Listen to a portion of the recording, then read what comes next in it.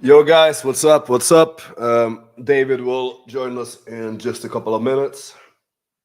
He's finishing up a live stream in the Mastermind. He will be here in like 2 minutes or so, probably.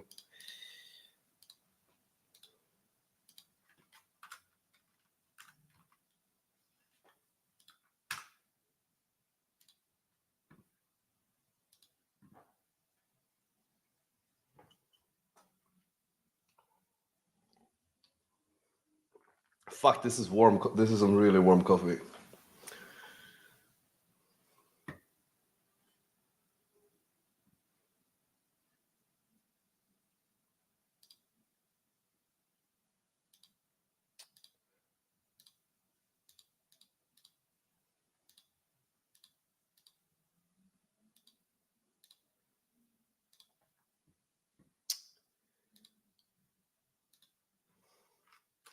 I need to have some like fucking background music while I'm sitting here. It's just like way too quiet.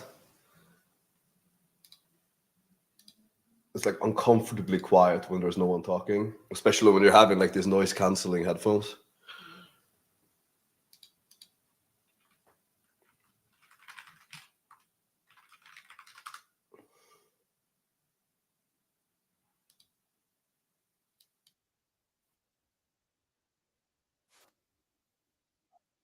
Perfect. What time is it over here? It's 8 p.m. 8 p.m. I just got out of the gym, just had dinner. Mm, yeah, I operate pretty late, actually. I stay up pretty late. Today it was like ridiculously warm. You can see how like amazing the day game is turning into here. It's like it's getting like ridiculously good already. Much sooner than I was expecting it to.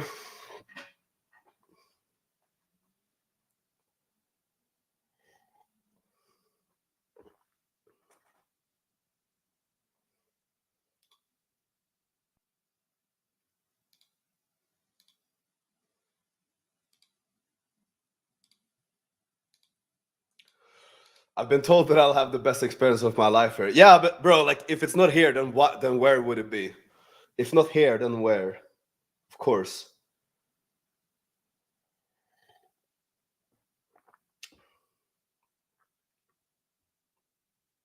We'll get started with all the Tinder stuff when he gets on. Until then, the regular shit. Like drop your questions, whatever you want to talk about. Maybe some red pill guys want to tell me like how fucked up my nose is or something. Like this is the time to do all of that stuff.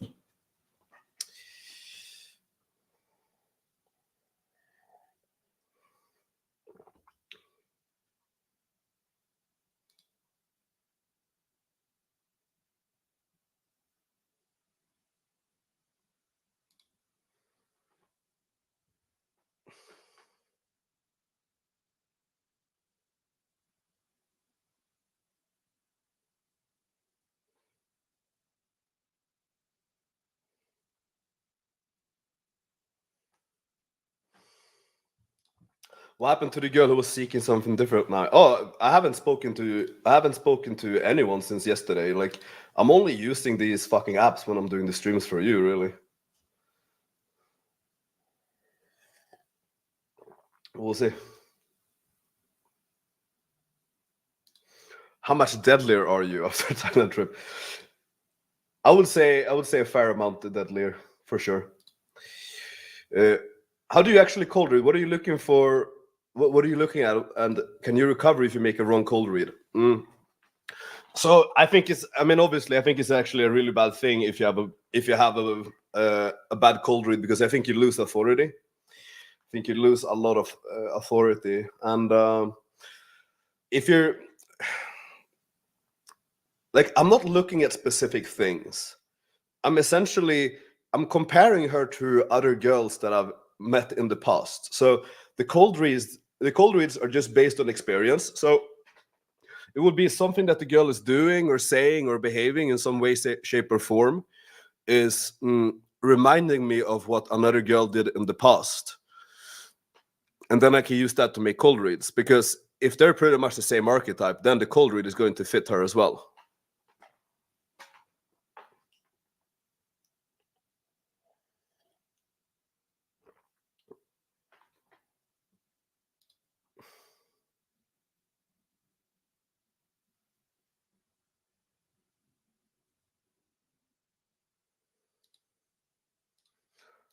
I'm not. I'm not nervous. I just think you're too young for me. Maybe. Maybe. How do you deal with when they say I only have sex when I'm in love and in a relationship? I made a video about this. I have an entire video about this. If you go to the channel and search for it, you will find it. I don't remember what I said in there, to be honest, but there is a video about it.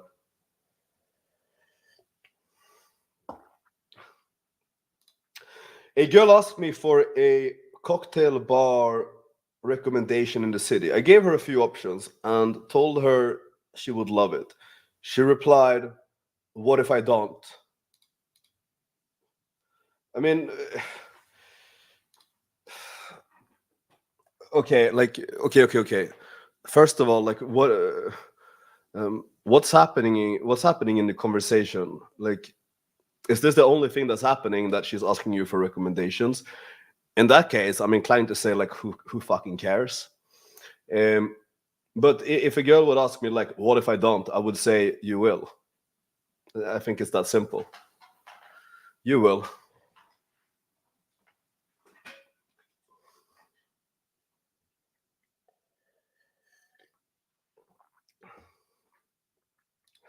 How often do you do day game? Not very often. Not very often recently, because I mean there's been like just shit weather and shit volume, so there's been like literally no point to go out, like very like diminishing returns. But now when the weather is good, I'm gonna start going quite a lot. But like I don't really go out and do like day game sessions. Like last year, I pulled a lot from day game, like a lot, and that would usually happen when I was like walking my dog, or when I was just like going to Starbucks to get a coffee, like I was working or something, go to Starbucks, get a coffee, and maybe I'll pull on the way home, or like do like a quick number close on the way home or something, and then like text her over. Um, so like it's actually really hard to say, because I'm not doing day game sessions. I'm not like, okay, I'm gonna day game the entire day. Like I don't really do that because I don't really have time for it. And even if I have the time, I don't have the energy for it. Or the desire, to be honest. I don't have that much desire to game that I'm just gonna like do frequent day game sessions. Where do you buy your gym clothes and shoes from? Shoes right now is New Balance. My gym clothes is like I'm rotating like free tank tops or something, and they're either Gymshark or Under Armour.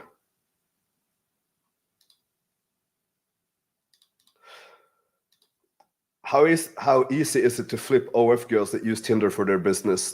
They don't exist over here. I've never seen one, so I have no idea. That's probably like a very US thing, I would guess.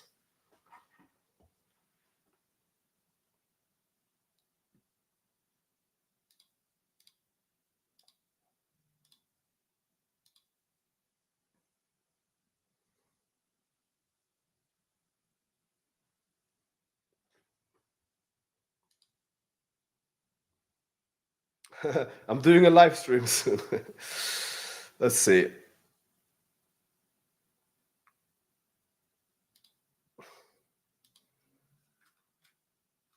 So this is the entire conversation, actually. It's like she's saying she knew we would match. Pretty much. Because I sent the laughing emoji because I recognize her from somewhere. But I have no fucking idea from where, to be honest. What do you think of the Tate brother? I have no opinion. I don't watch their stuff, so I really don't know. Like I don't watch I don't watch any content in the I don't watch any content whatsoever in the manosphere, because I don't really care what other people have to say. Like I'm gonna be completely honest about that. I don't watch other content in the manosphere because I don't feel like I need to be influenced by other men on how to think, or like how to behave. I don't feel that need. I really do not. Um,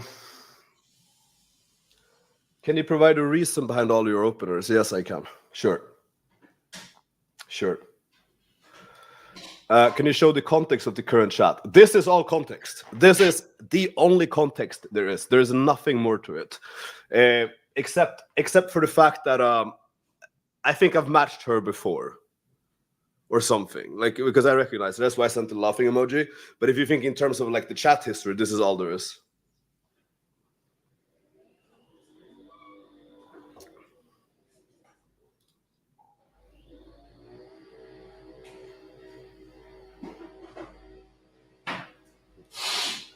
Or Mr. Swift, the guy taught you the game? Well, I will put it this way. I'll put it this way. He has been my biggest influence in game, like by far, for sure. Absolutely. I would say so. Like, if there was anyone who did, it would be him. There are like there were other guys in the past as well, like smaller things here and there, I guess. But like nothing close. Nothing close.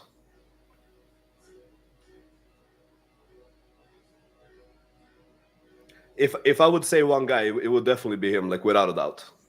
Without a doubt. Did you notice any changes with girls' perception when you had no tattoos versus when you had tattoos? Yes, actually, yes. It depends a little bit on which country I'm in. But for example, in Australia, but I think Australia is a good example because that's a place where I've been both, where I had 0 tattoos and when I was like almost completely covered, more or less.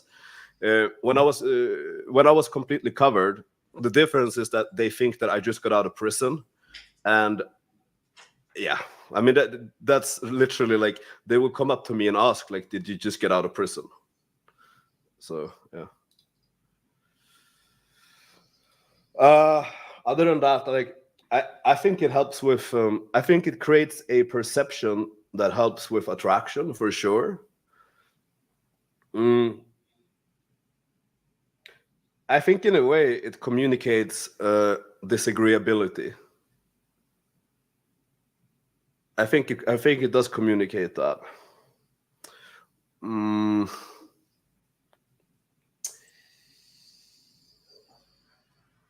At least when you get them to the extent that I have. Like I'm essentially at the point where I'm unemployable.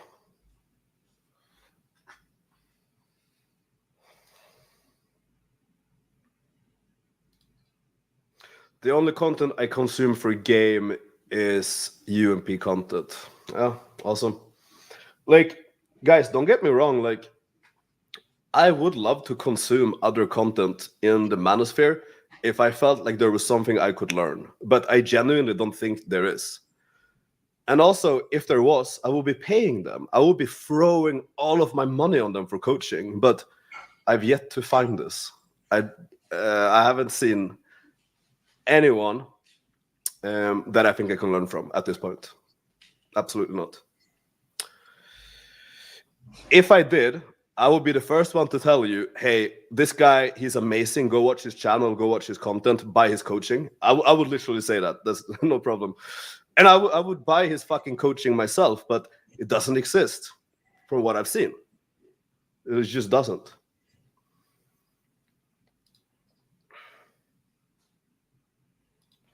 You got your fuckboy necklace on? Yeah. I'm gonna run a boost right now, actually. Let's do it. Let's see. Hey. Oh, you're running a boost as well? Yeah, I'm gonna run one.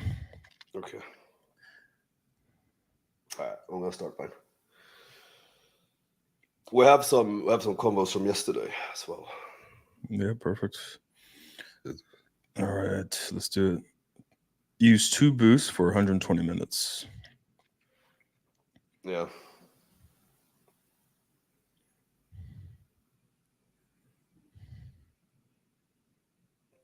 This I'm getting so many matches, and I fucking hate. I get the notifications on my computer as well, and like, it's I fucking hate it. Maybe I can turn it off somehow.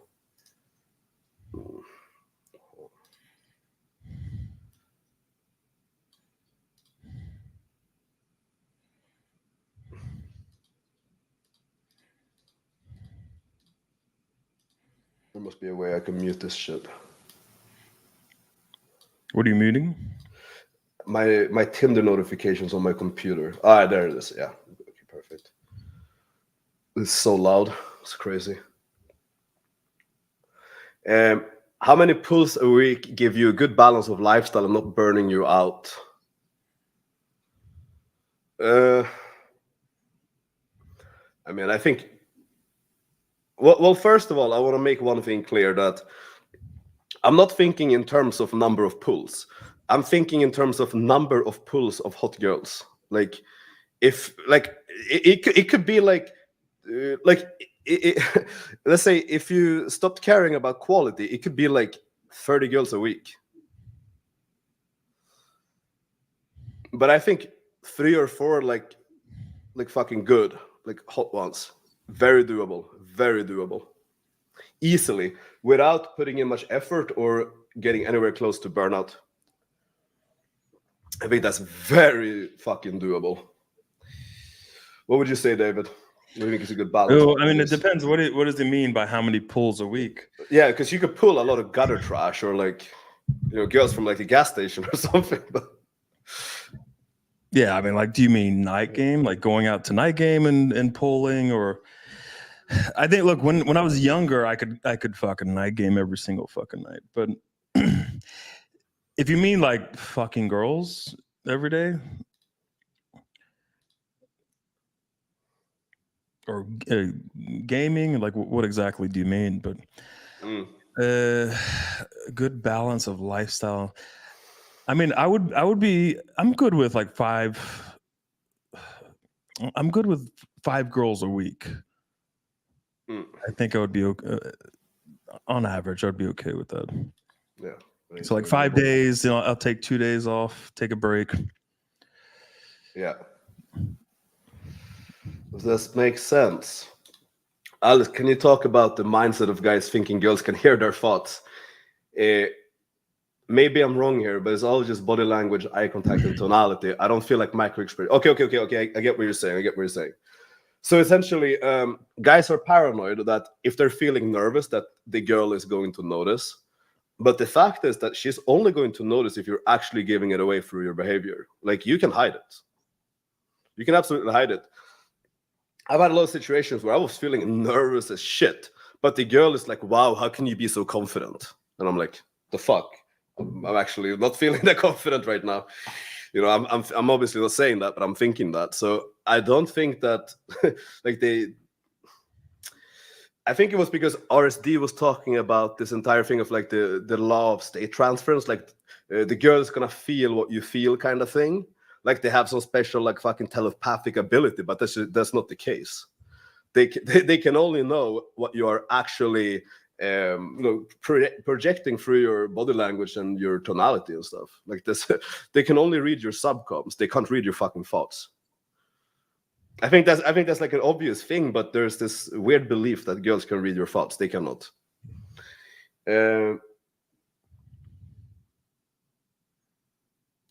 Alex, have you been in a monogamous relationship since you started doing game? No. And if not, what's the longest amount of time you've seen the same girl? Maybe like 4 or 5 years. Like actually, like a good amount of girls that I'm seeing, I've seen for like 3 to 5 years. Yeah.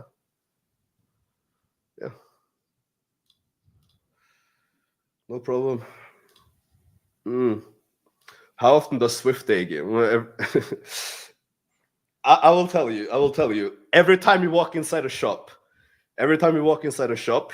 he finds a way to talk to the girl working in the shop about something. Like, you remember that blonde girl where she was like selling necklaces, and we started talking about how we were gonna get custom made necklaces and put them on girls in the club, like a property of David or something. Bro, she was loving that shit. Yeah. And we're talking about like walking them around in like a collar in the club, and she's like, "Yeah, they would love that." Bro, every time I walk through, she wants to say something. She wants to. Yeah. Of course, but essentially, he day games every time we walk into a shop, or every girl that works at every coffee shop. Fucking game. But he doesn't go out to do day game sessions, like neither of us do. we're opportunistic gamers. When we see something, we go for it. It's that simple. We'll be like, maybe David is smoking his, I don't know, maybe you're smoking cigarettes back then, or you're vaping or something outside the mall, and there's like another girl smoking, and she turns out to be like Miss India or something, and you pull her the same day, you know, or yeah. I mean, I don't like to have like I've never done that. Like when I first started game, I didn't have like day game sessions. I would go to the fucking mall, I would do some shopping, see a girl, or like a really interesting sort of situation. Like there's a girl in Victoria's Secret, like looking at lingerie, and I would walk in, start looking at stuff. The girls would notice, like, you know, what are you looking at? And I would turn to the girl, I'm like, listen, I'm looking for something for my grandma. Like, what do you think, grandma? Like, what color do they wear? You know, that kind of thing. Like in a very serious tone, you know. And usually, like, they smile, but they're like, oh fuck, he's actually serious, or is he not serious? And I try to get advice from her, but then I kind of push it even further and exaggerate even more to the point where she's like, oh, this motherfucker's trolling me. So I like to find like opportunities like that and jump in indirectly. But I find that fun. Like if I'm going to go get coffee or go shopping or go do this or go do that, it's interesting. It's fun for me. Yeah, I mean, yeah, but fuck, we would day game a lot more in the summer when we were taking like long walks with dogs and shit. Yeah, like this one. Yeah, the 2 days ago I fucked a girl she was a receptionist. So I walk in and I'm doing my thing. You know, I'm not there to day game. I'm just going about my day, and there's a receptionist. I run some I don't even remember what I was fucking talking about. Something about 30 orgasms, and then I left. It was like a 30-second thing. I go back in the next time. I find out that this girl who has a boyfriend, okay, asked her boyfriend if she's allowed to try to fuck me. Apparently, she asked her boyfriend twice. By the way, they're not in like an open relationship, so you could imagine that guy, that poor fucking guy. Anyway, she hit me up. She's like, listen, I cannot, she found me on Instagram somehow. Listen, I cannot handle this any fucking longer. I need your fucking dick. So she came over, I fucked her. I thought she broke up with the boyfriend, but no, she's still with the fucking boyfriend. So like things like that, I find, you know, like the receptionists. We fucked so many receptionists. I feel like we need to fuck every receptionist in Warsaw. Yeah, let's do it. How many dumb questions in this chat? Actually, I haven't seen a dumb question today. This is being completely. I've seen dumb questions before, but guys, not today. There's no such thing as dumb questions. Okay, no. Guys, it's all right. Well, actually, fuck. I'm just trying to think of like what was a really dumb question.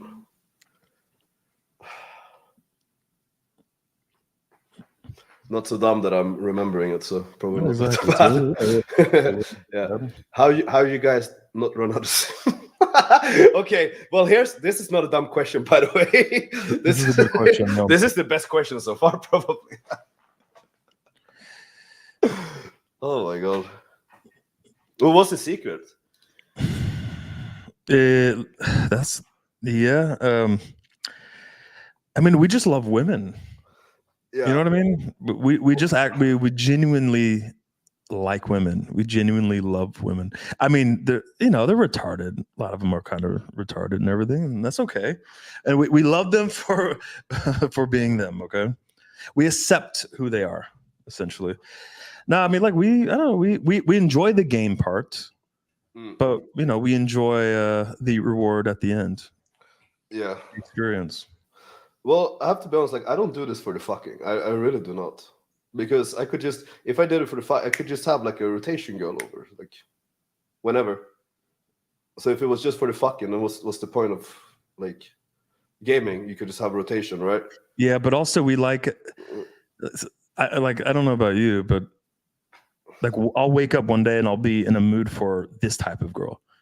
I'll wake up and I'll be in, I want a Ukrainian girl, or I want a blonde girl, or I want the smallest, shortest fucking girl I can find, or a tall girl, or an Asian girl, or a hazmat girl, or a brat, or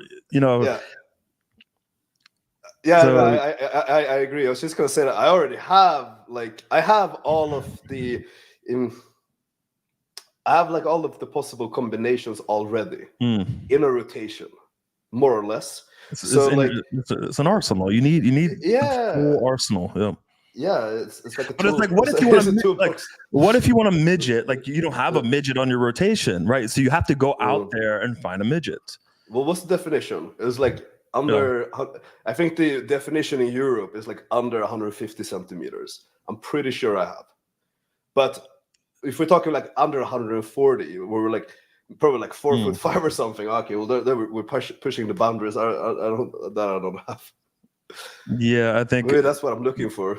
Yeah, I think my record is between 140 and 145. I haven't gone under 140. The girl in Bali, she would have been. You know which one I'm talking about? Yeah, she would have been actually. In fact, she was hot. She was also really hot. So, no, but not really. Like, I enjoy the game part the most, more than anything else. Like, to be completely honest. Otherwise, I'll be much lazier with it. But it wasn't always like that, right? Like, like back in the day, you were. I think we all were like a lot more into like this the sex part. But when you've had so much sex, like I've been having sex every week for the past 20 years. Like, even when I was 18, I was fucking all the time, every fucking day. So the sex part kind of is like, it's good, but it's not as exciting as it used to be. So what makes it exciting is the game makes it more exciting, but also like looking for different types of girls, or like girls that have like unique traits. It's kind of like collecting like Pokemon or something. It's like, look, fuck, we've never had like Central Asian girls, so I went out and I got like a rotation of Central Asian girls. Next, I don't know, what do we got to do next? I feel like we've conquered much of the world here. Yeah, I mean, at least everything we want to. We haven't conquered fat girls yet. We haven't conquered fat girls yet. That probably won't happen. So probably not. I don't think I'm man enough to conquer all these big women. I don't think I am, to be honest. We're not man enough at all. Yeah, I love them. Of course, I love women. Eskimos, bro. To a point. Eskimos. They must be like the goodest girls, because they're like stuck on a fucking like floating ice block. Exactly. Yeah, and like they have to stay in their like fucking tents. Yep. The ultimate good girl. Yep. Yeah, I think so. Yeah, for sure. I think so. We had a question here that I found interesting. After becoming really good at game and sex, doesn't it get boring? Or is it just like food you can daily consume? No, actually, I think it becomes more fun the better you get. Really, it's like you can imagine something like playing the piano. It's not the most enjoyable when you're starting to learn it, because you have no fucking idea what you're doing. You're just like pressing random keys, and it just sounds horrible. But when you get really good at playing, it becomes more like an artistic expression almost. So I think it just becomes much more fun the better you get. Can you leave the question up so people can follow? Because there's like a delay. No, I mean, like the sex part, like, yes, like when you're younger and, you're like one lay count, or even 20, 30, 40 lay count. Or even like 100, like you're still like basically a virgin by UMP standards. If you're 100 lay count, you're basically a virgin. Yeah, the sex part is not as exciting. You don't need sex. Like, I think the exciting part is we know we could get women, and we have so much sex that we have no fear of loss. I think that's the best thing, is we don't have fear of loss. So we could go out and do some crazy shit. We could do like little experiments. We could take a lot of risk. And we don't mind not getting girls. We don't really mind that because No, I mean, I don't give a fuck. Like, yeah. no. Like, I think it's almost like it would almost be beneficial to have a little bit more fear of loss. It would be actually beneficial for results to have a little bit more fear of loss, because it's at the point where I'm just like, yo, I want to say something funny to blow this up. Yes, but we've tried to fix that. Like, for example, getting rid of all of our girls. So clearing out our rotation. Yeah. And like usually at the big, I didn't officially do it this year, but usually I clear out all my leads at the start of the year. And I get rid of most girls in my rotation. Maybe I keep one or two, but I clear it out. So there's, at least my theory would be, there's more urgency. There's more fear of loss, let's say. Oh yeah, yeah. But you're just too confident in your skills that I don't know. It's not as effective as I it's thought. Just like, yo, we can sleepwalk to the club and pull. Like it's. And like fucking like 1 hour on Tinder, it's like you have leads for like a month. Yeah. So. Well, that's why we also delete Tinder as well for a period of time. Yeah, I mean, I'm literally like, I'm not using it except for these streams, pretty much. Like, because I have so many like residual leads just from like existing. Like, I don't even know where they come from at this point. It's just like everywhere. It's just, bro, that's something that a lot of guys they don't realize that. And I don't think we talk about that enough. Yeah. We delete our Tinder. Like, I haven't been on fucking Tinder. Like, my Tinder has been so inactive that I had to build this up to get any matches the past couple days. Yeah. But like we could delete Tinder. We could not go out at all. Get some rest. Focus on work. And we have so many fucking leads. So many leads over the past year or 2 years to last us a very, very, very long time. And that's one reason why we don't have that fear of loss or that desperation. Like, we just have so many fucking leads. You know what I think also? Yeah. We go sit down outside our building, or we go sit down in the mall. A girl is gonna pull us before the end of the day. I'm fucking fully confident in that would happen. The girl would make something happen if we just sat down and did nothing. Something would happen. Yeah, the coffee shop. Yeah.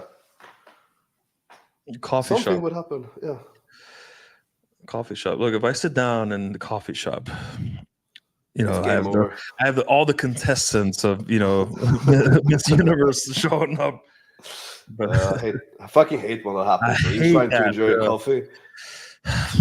Look, can't you see? I'm trying to have a coffee. Yeah.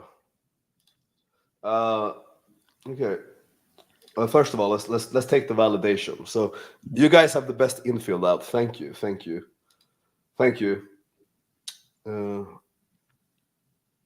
Where do you buy good cheap lingerie, stuff you don't mind destroying? Well, how do I put this? The girls that I'm seeing, they're buying some expensive shit. I don't know where, but like they're ordering online, or they go to like one of these shops in the mall. But like it's expensive. I'm not buying it for them. I would if they asked me to. I would, but they're already doing it themselves. I don't know. Maybe you bought more. Yeah, I mean, I don't know. I just buy them Victoria's Secret, because at least outside of USA, Victoria's Secret is like, ooh, it's Victoria's Secret. Yeah. There's also like Intermississippi or some shit, like Italian, Yeah. I mean, I don't buy a lot of girls' lingerie. Like, I have one girl a year that I buy lingerie for. Do you care about lingerie? I don't. I know they do. They do. I don't. Because they want to feel sexy. They want to look good and everything. But I don't care. I don't care, but I appreciate the effort. That I definitely appreciate the effort that they put into. No, I mean, I buy them shit like Tom Ford or Dior makeup. So I like eyeliner on girls. So eyeliner. Yeah. I like the big fake eyelashes. So like I like that shit. So I'll Okay. buy that stuff for him. Oh, look good for sure. Don't you guys do see? No, No, absolutely not. no. We're Like not we Mark. don't, like okay. Mark, he's doing it. It's probably like some spiritual thing. I don't know, but like we don't do any of these like fucking strange self improvement things like manosphere, fucking weird shit like simmer retention, no fap. What else do you guys do? Like mewing. Okay, mewing is probably like pro benefit from that, but no, like I don't do any of that shit. Like I just game. Like I don't meditate. I don't do the shit. I just game. I don't do fucking. No simmer retention, no fap. What else do you guys do? Bro, I don't know. I don't follow all that shit. Yeah, but I maybe know there's no value to it, but I don't do it. No fap was a thing for a while, but I mean, why would we need? Look, if you're getting pussy, if you're fucking, like no fap is the most irrelevant fucking thing. Like, what's the point of no fap if you're fucking? Makes no sense. So, but look, it does make sense if you don't get a lot of pussy, and you're starting off in game, you're like 3 lay count, and you have like a porn problem, you're jerking off all the time, is probably not a good thing. You probably shouldn't be jerking off so much. Use that fucking energy in game. Yeah. Maybe if you have those problems, it makes sense. But you know what, dude, I will fuck. I could come every day. Okay, I could fuck 3 times a day. I still need to come more. I still need to come double whatever I'm coming. I could do like 10 times a couple of years ago. Okay, no, I could do more. I could do more than 10 times. I could do like 13, 14. Bro, like, that was the most, you motherfuckers. That was the most annoying thing, is tagging Alex. And Alex was always the last motherfucker we tag in, because this motherfucker would fuck for fucking 3 hours straight. He would come 12 times. So we had a rule: Alex fucks last. Okay, we got to fuck this girl, and then Alex can, have her the rest of the fucking night. I remember that rule. That was a very important rule. But bro, yeah. How would you pull with bad logistics? If you had a good interaction, it's not gonna matter, like to any significant degree. But you're asking like how do you actually execute the pull? Well, if you want to pull like far away, you live far away. Typically speaking, you're going to need a better value proposition. If you want to really motivate a girl to travel a long way, my strategy would be to display a lot of sexual value so that she actually like feels like it's worth going that far. It could be like an hour drive or something. I would pull with my value proposition, like whatever I used in the interaction. That's what I'm pulling with. I'm not pulling with like, hey, we're gonna have a drink at my place or something. No. We're pulling with the value that we were pushing. 100%. Yes. And if you're not doing that, then I mean, good luck. Like it's much better to actually build a lot of attraction with the girl. Like she's got to really, really like you, or you need a really, really good value proposition for that specific night, right? If you're trying to like trick the girl into coming back, like, hey, it's just 5 minutes away and all this fucking bullshit, let's play Mario Kart or whatever, you're going to get a lot more objections. Like if she's going to come back and she's going to have the best experience of her fucking life, she's far more likely to come back. Yeah, of course.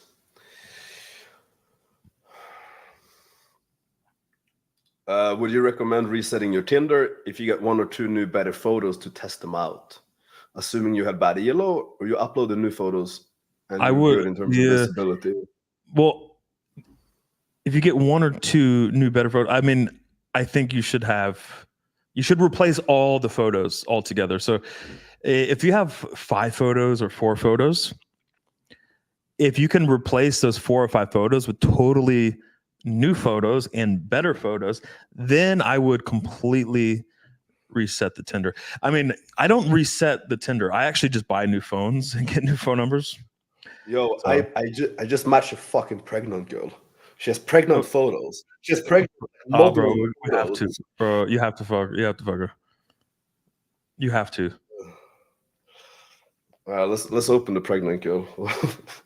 What's You have to. What should we open with? Like something about a threesome, or the distasteful one? it's distasteful, Yeah. but I think it's funny, but she will find it distasteful. Nah, I think she would think it's funny. That I'm gonna have a threesome with her aborted kid. I don't know about that. I don't know about that. I mean, I think it's funny, but what is she looking for? What does the bio say?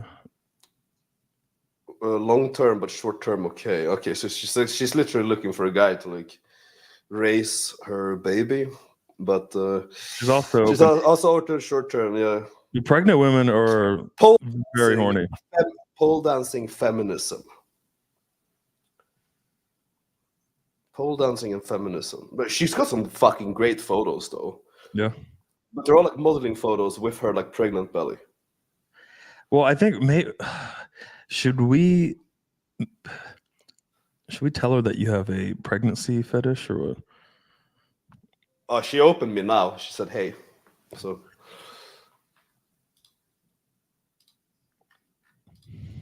she opened me right there.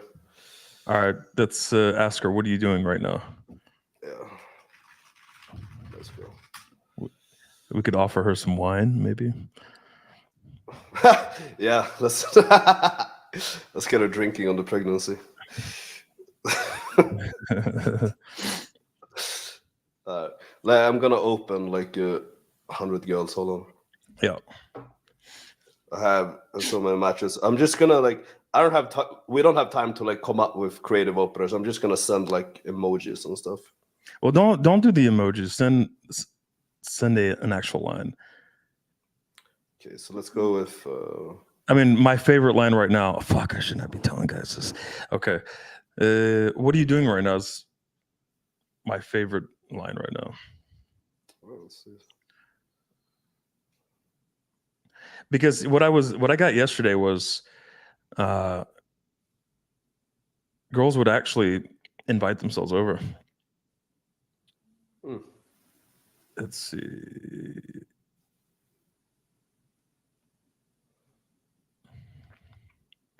Are you running a boost right now? Yeah. Okay, perfect. But I mean, I already have a couple of thousand matches that I haven't messaged. Oh shit. Yeah. So I mean, we're never going to run out of leads. That's just it's just not in reality. Even if I tried, there's absolutely no way that I could message all leads. It would be like 3 full-time jobs, pretty much. It looks like Tinder's going to be pretty good tonight. Yeah.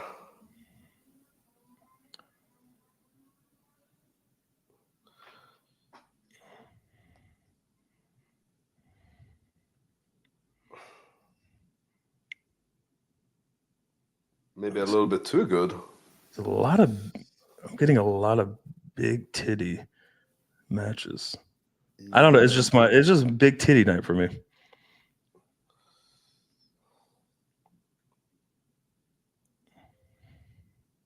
Usually I get the small, the small petite, small titty girls, but times are changing. Yeah, I mean, oh yeah, that's good. That's good. Let's click on a question.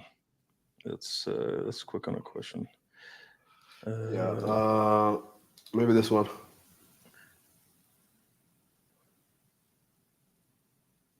Okay, I'm in a program in uni, and I'm friends with a hot girl also in the program. Turns out her best friend is a bottle service girl at a bar I bounce at. She is 10 by 90% of guys' standards.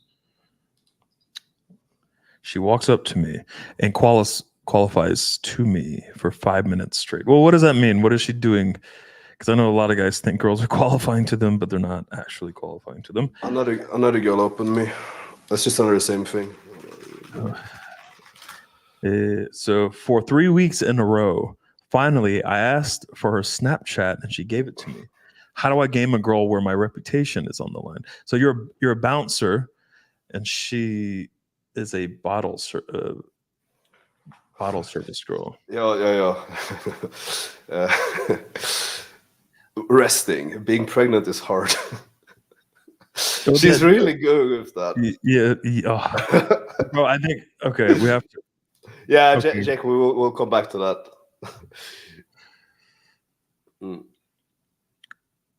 Fuck. Okay.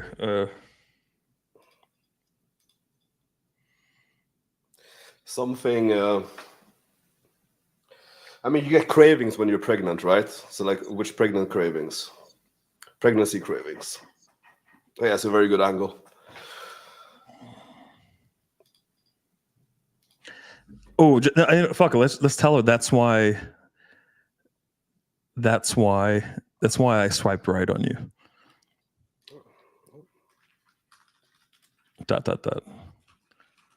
Look, pregnancy is hard. I mean, you need to, ease her.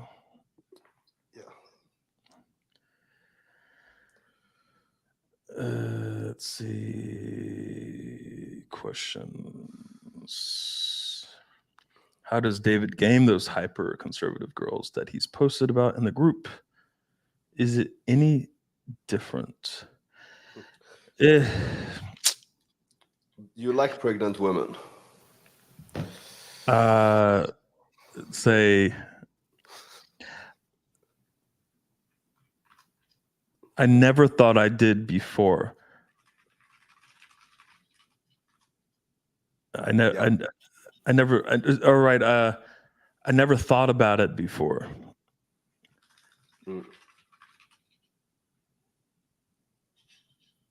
Yeah, you stop. But let's add.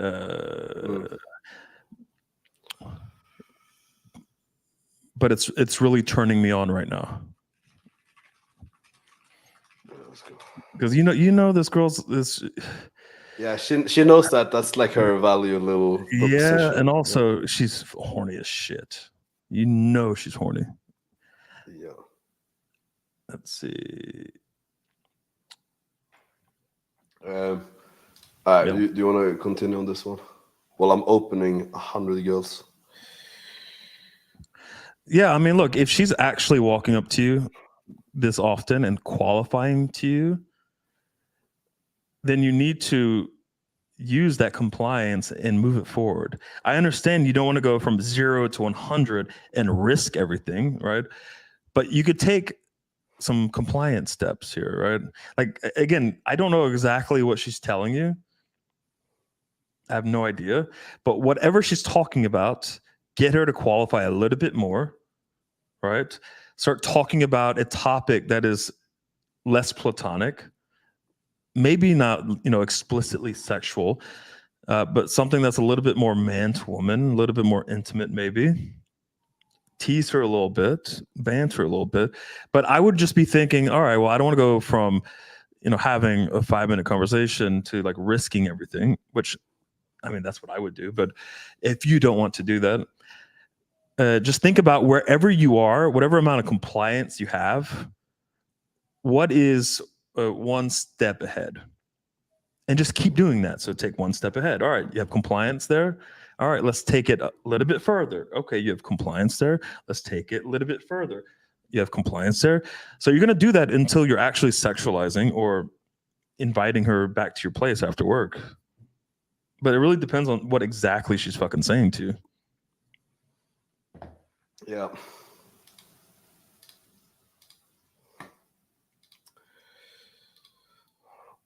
I'm at home. How far away? Yeah. Yeah.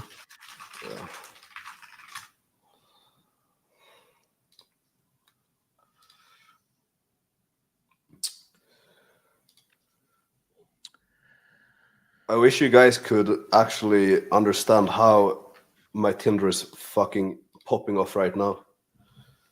Holy shit. Is it a good boost right now? I mean, I'm getting matches quicker than I can swipe them, pretty much. Mm-hmm. In the time that I swipe and open one girl with a copy-paste line, I've gotten 2 matches.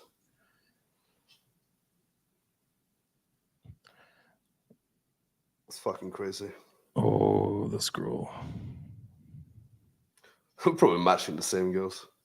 Oh, I just found my next rotation goal. That's cool. I know it. I could feel it.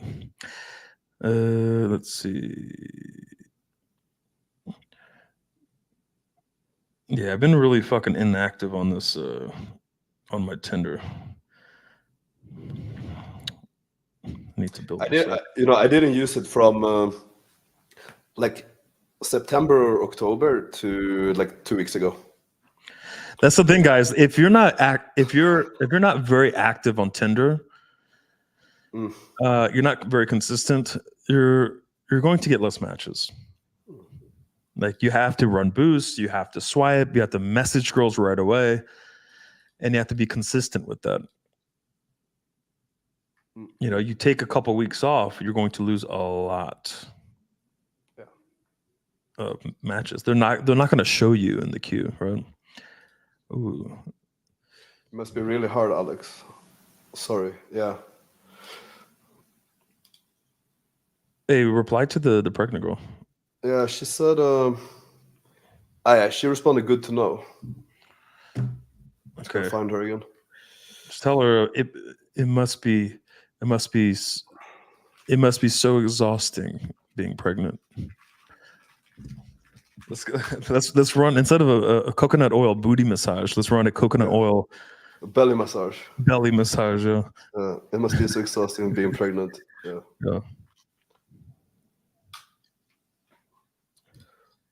I'm walking my dog. And you? Let's just fucking... I'm walking you. Walk. Okay. YOLO. Well, I like the pregnant one. Like she's really hot. But like, fuck, dude. Imagine being like, even like the father of that fucking kid, and the mother of your unborn kid is like Tindering, but probably it's probably his fault to a big extent as well. Yeah, I mean, what are you gonna do?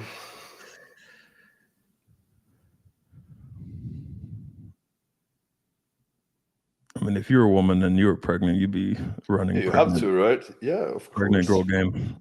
Yeah. Oh yeah. I think a lot of pregnancy is probably very unfortunate.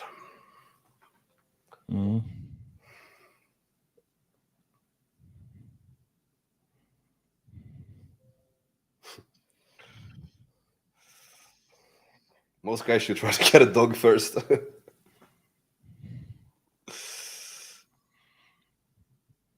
Yeah, pregnant women get super horny. Super fucking horny.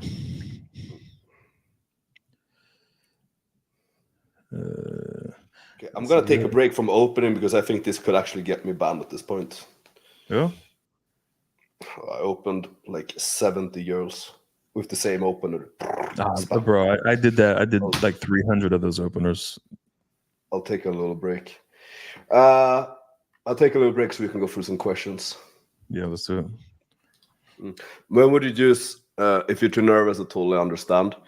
So, I mean, you could use that, for example, if you're getting like a negative reaction that could be interpreted as her being nervous. Good, because you can get her to qualify that way. Or you could use it, for example, if she's flaking last minute. Or if she's like being a little bit like non-compliant or something when you're trying to set up a meeting. And the point is to essentially elicit an objection. Yep. Any recommendations or supplements to stay hard inside a condom? Stop using condoms that are too small for you. Yeah, like I used to have this problem before I switched to the triple XLs. Like it was Yeah, Yeah, but let me see. yeah, you can't really buy them here, which is the difficult part. But yeah, try to use bigger condoms, bro, straight up, because otherwise it's like suffocating you, you know. Yeah, I'm using. I don't know if this is a Polish brand. Okay, I don't know if you can see this.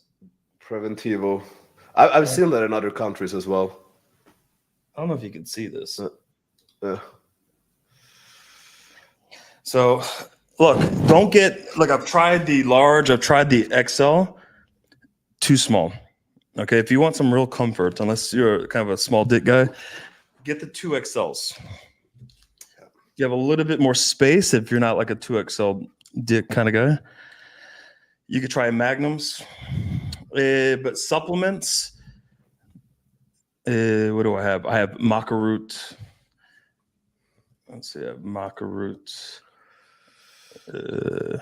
Tonkat Ali. Fodogia.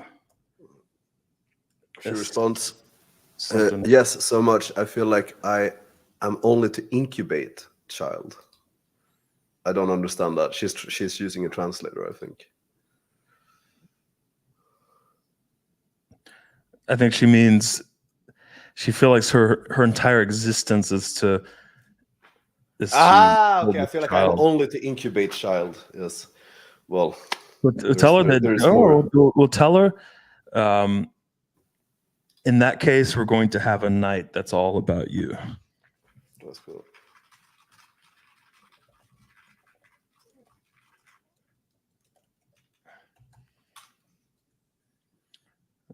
Tonka, Fodogia, ginseng. What else? Let me see.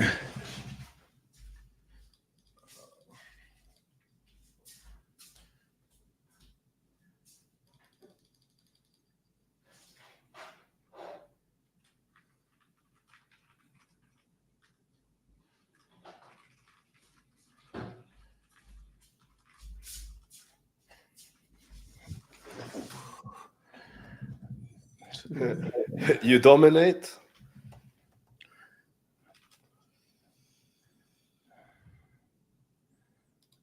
Say I'm going to dominate you. Just straight up.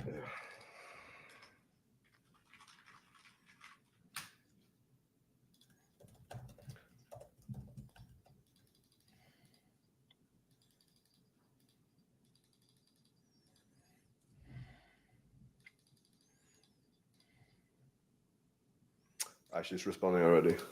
There we go.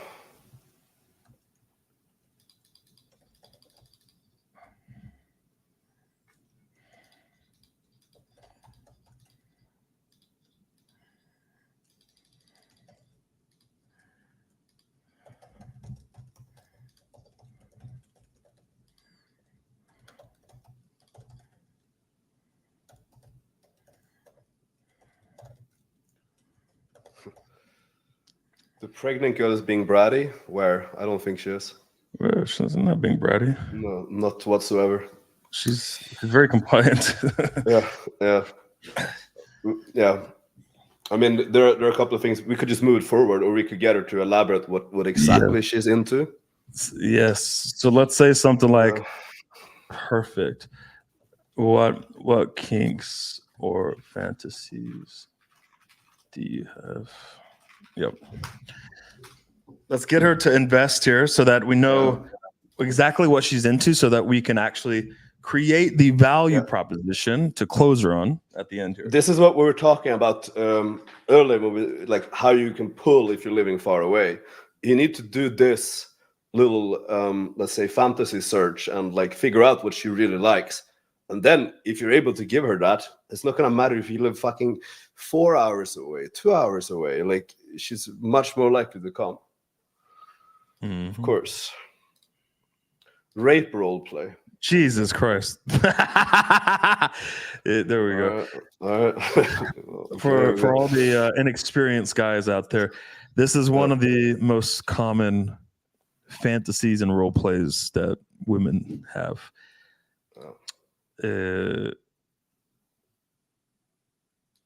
I think just for the stream's sake, I'm not going to write what I had something really fucked up. I have something really fucked up. Yes, I'm not even gonna say it. Just because we're streaming, let's not. So let's just say the shit we would send if we were not on here. Holy shit. Say no more.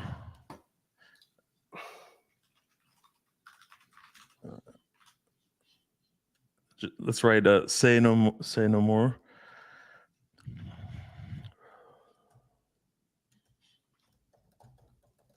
All right. Say no more. We're going to have a lot of we're going to have a lot of fun. There we go. Yeah, let's not get into any kind of fucking dirty talk here. Yeah, I had a sixth in mind. Yeah. That I absolutely would send otherwise, and I know it would hit really well.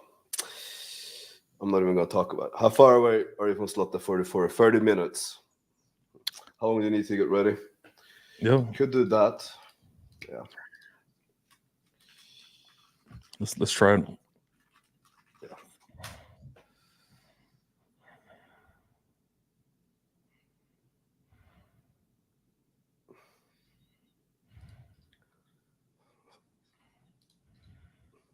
Fuck it, let's just try this. Let's just try the same with her also.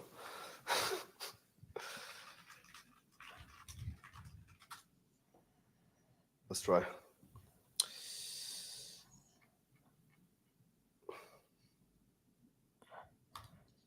On what?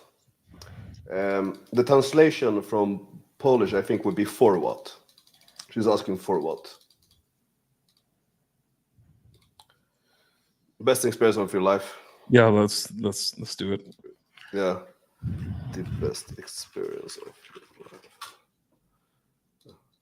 You are strong. you're strong. Fuck, we can't write. Because when she's saying that this is what she's into, you should amplify and talk about how strong you are. Yeah, I mean, like that's the first thing that comes to mind. Like, yeah, we can't. Well, she's doing it for us. Like, all right, fuck it. Let's do it anyway. You're going to be my little fucking cum whore. I'm going to have my way with you.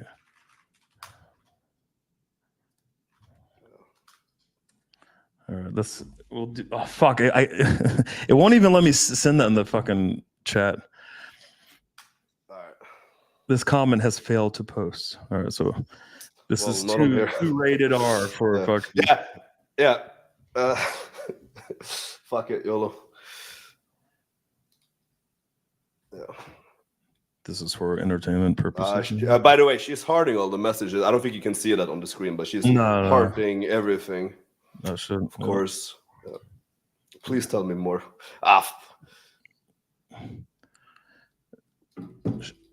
Tell her to shut her fucking mouth, okay? Shut your fucking mouth. Fucking mouth.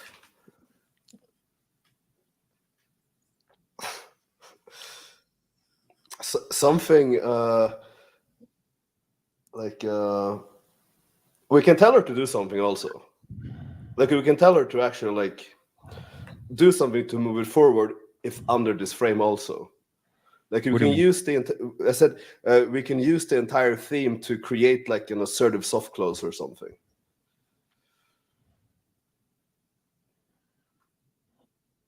Like we can use something tied to her fantasy to like create a soft close.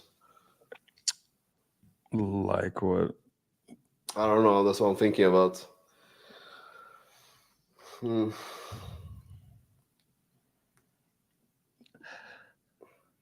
Just write.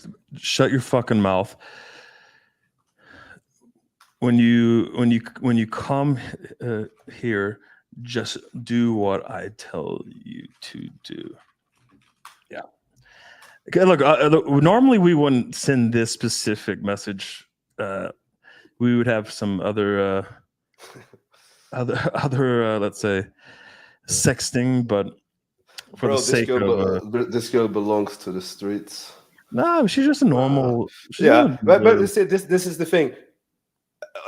I swear to God, like your girlfriends, your mom, your sister, they have these fantasies. Like Yep. this is nothing weird or anything strange whatsoever. I mean, there's like statistic. I think it's like 60% of women have this. I think it's. I don't know if it was like 60 or 40, but it's high. I think it's high. higher. It's high that it's high enough that a couple of your family members have this. That's for sure. Actually, you're right. It's between 62 and 65%. Yeah. Of women. Yeah. So, it will be even your good girls. Yeah, bro. Please don't hurt my baby. She hearted the message and she said, "Please don't hurt my baby." Jesus Christ. Yeah, we can't, Holy bro. shit. We can't. Yeah, we can't. We can't. We cannot do this. We can't do this one on YouTube. We cannot do this. No. So we have to move this to the mastermind. Like, yeah. Let's just do Instagram close or something now. Like, let's just move this. Because ask her how far away she is from Zolta. Yeah. We cannot do this on YouTube. No. When we get Rumble, we can. When we get, I don't even think we could do that on. I mean, yeah. I'm done to have sex on first date. Yeah, let's get some some viewers to Guys, send a reply to this. You know, put your suggestions in the chat. We will tell you what we think. Oh, she's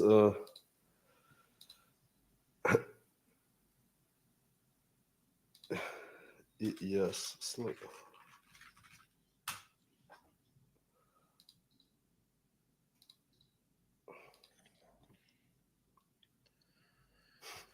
You'll do what I tell you to. This is not gonna work in this context. Obviously not. It works with the other girl because she like even said that like that's what turns her on. If you say it here, she's gonna be like, "Yo, what the fuck?" Me neither. I need the chemistry and connection first. Okay, well then, how are you gonna make something happen when she comes over? If you're setting these frames and you still try, like, then she's just gonna think you lied to her to get her over. It's not gonna work.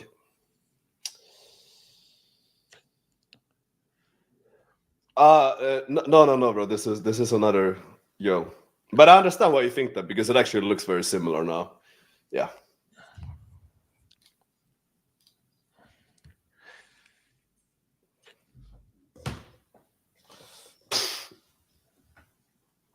Did you ever Did you ever imagine that you would be doing this for a living, sitting, streaming on YouTube, selling this shit? Did you ever imagine that? No, not at all. No. I did not. No, bro. I mean, this was just a hobby. I did not know there were actually coaches. Like, people got paid for doing this. Like, I started my group and everything. I started this just helping guys out for free. It was just a fucking hobby. People started offering me money. I'm in. Okay. Where's Rodom? It's like an hour and a half away by car. Let's ask her when are you free? Yeah. Should we make it clear when are you free to come to? Because I'm just thinking, I think she's using some type of translator. Yeah. Yeah, based on something she said earlier. Yeah. Yeah. Okay.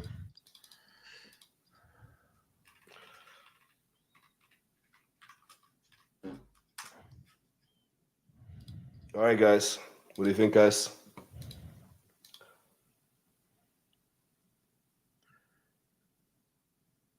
Don't have sex on first date.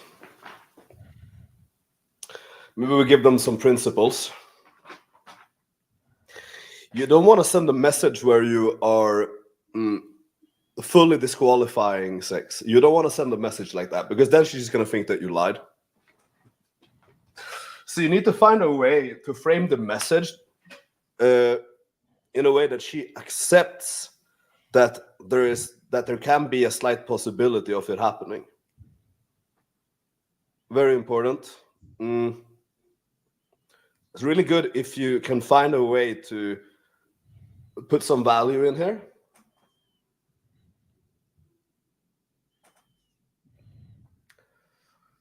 But it has to be framed as something appealing also. So it's very important.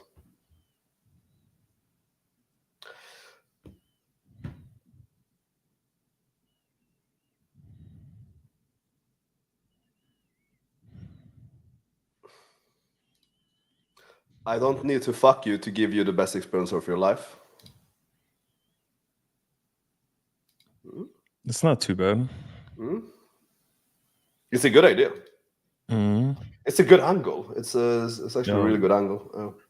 Yeah, I like it. Yeah. Should we just go with this?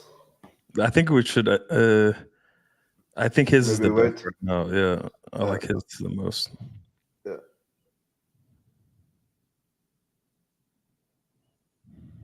When did I say we were going to have sex? Well, we don't want to do that because we don't want to disqualify sex or take it off the table at all, honestly. Oh, let's go with yours.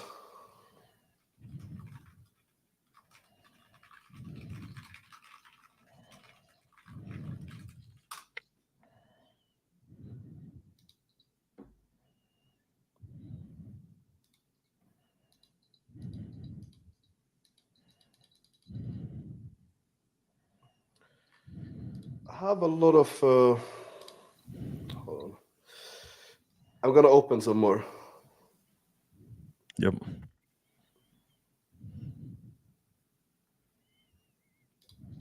What do you mean, Craig? What happened to the pregnant girl? She's writing right now. She's messaging me in Polish now. Yeah, she was using a translator all the way through. I knew it. I fucking knew it. She's saying Wednesday is ice cream day. Wednesday is ice cream day. Oh, she's pregnant, yeah. That's funny. I mean, you could always say that you'll feed her ice cream like the aftercare, right?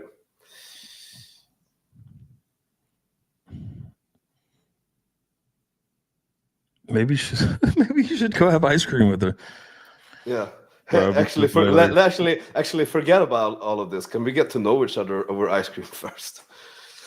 Oh fuck. She would get pissed. Dude, you're gonna run into some of your girls, and they're gonna see you having ice cream with the fucking. And they're gonna be like, "What was happening? I thought I was ice cream." Yeah, then you get that girl pregnant.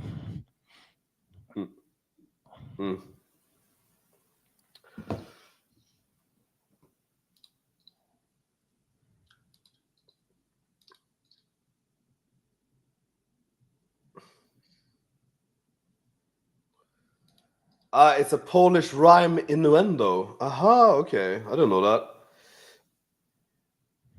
Yes, it does rhyme. It's like Srodacien Loda. Okay. Yeah. It does rhyme.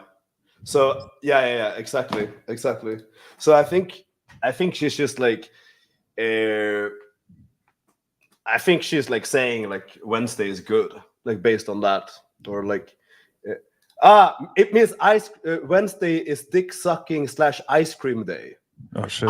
Yes. They call it like eating ice cream or something, like sucking dick. That's what they call it, like eating ice cream or some shit. Yeah. Okay. All right, well, let's go with Wednesday then.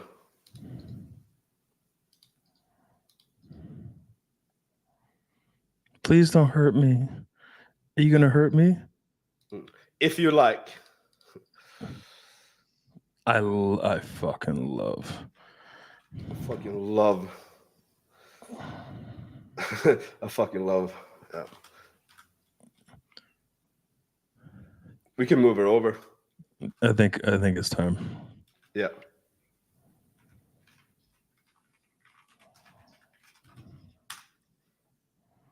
Boom. Wednesday. Thank you, Mr. Polish guy.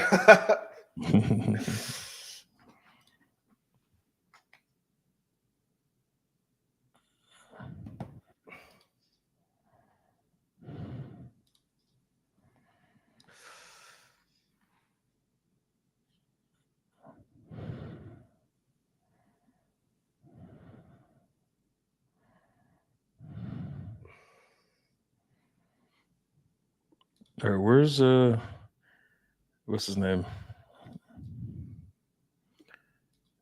I think it's Craig, right? It's Craig's routine. Yeah, I'm waiting for him still.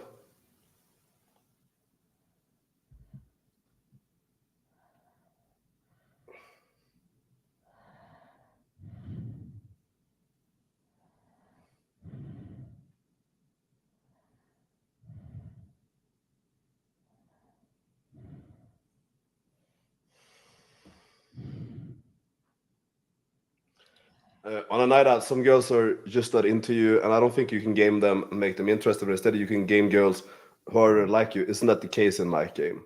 Well, why are they not into you? There's never a point where they're just not into you. They're not into you for a reason, always. What is that? If that's your SMV, it will improve your SMV. Long-term fix, right? Fix your SMV. But maybe maybe you've been acting timid, like you have poor body language, those type of things. The first step would be like to fix that. Then the next step would be to game girls successfully in front of her. But yeah, I mean, that's how you're gonna do it, most likely.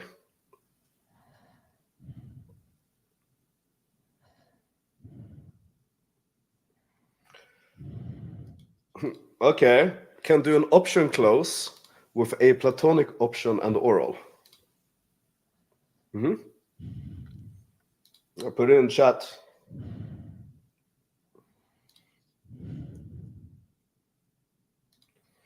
I want to see the chemistry. If you manage to play your cards right, you will then be rewarded. I don't think we have compliance to price frame at all now.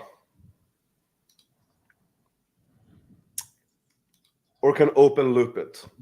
I think if we open loop, she's just not going to accept anything. Because we still haven't overcome any objection.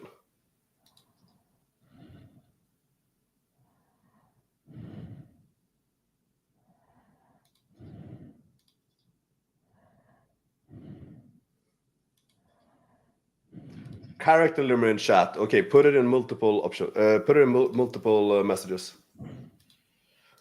I would definitely say SMV plays a huge role, and I've been gaming for a while. I'm pretty decent, but I think SMV helped most of if she's already into you. Well, maybe, but okay, hold on. But you also understand that she can also be into you because of your SMV. And there's no way that you don't know, even if like before you increase your SMV, she wouldn't be into you. Like you don't know that because you didn't speak to her before. So there's actually no way of telling.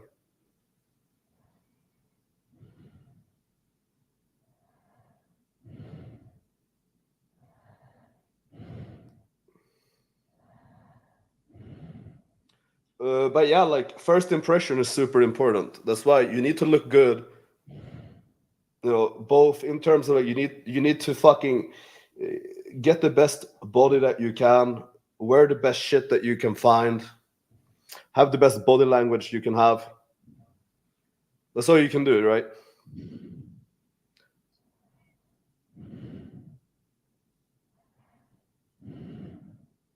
Oh, David, we hear you breathing in the mic.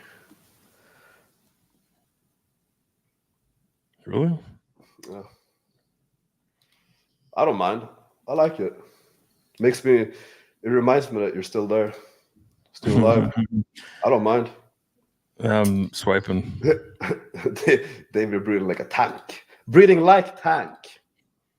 Rest in Like a dog. peace. Rest in peace, bro. Ooh, rest in peace. Do you have your Tinder profile posted somewhere so we can take a look? No, I don't. No, I don't. There's a couple of ways I could do it. Pick the one that you like best. Engage in conversation over a bottle of wine. Okay. All right. B, 20 plus oral orgasms. C, all of the above. What do you think, David? I don't think that she's gonna have any sexual compliance at all right now. Just my feeling. I don't think so. No. And I think one issue is that her English is so fucking bad. Yeah. That's also another obstacle. Yeah.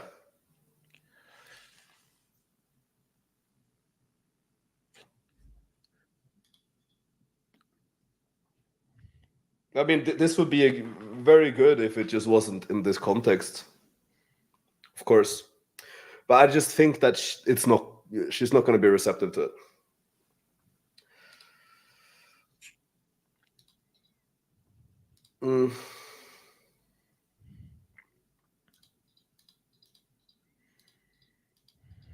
Her bio says library girl.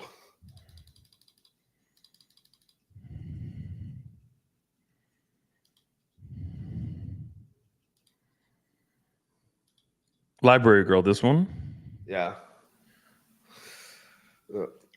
I'm going to. Well, I'm going to read. Yeah, I was thinking that. I'm going to read you. Yeah.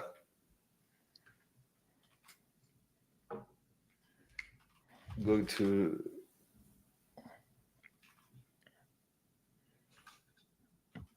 I'm going to read your favorite book.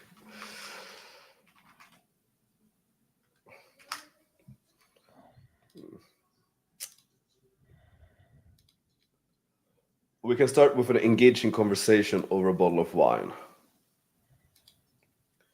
Do you prefer red or white? I don't think she's compliant to any type of. She's not compliant to any type of clothes right now.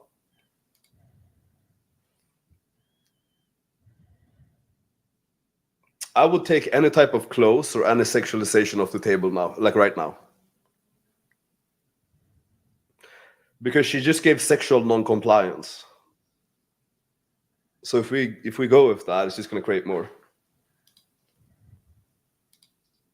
We need another appealing angle.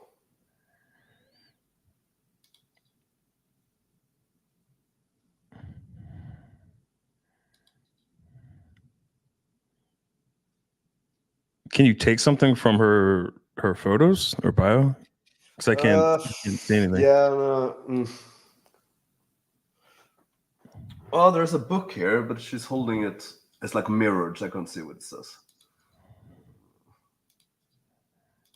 Nah, I mean, she only really has library girl.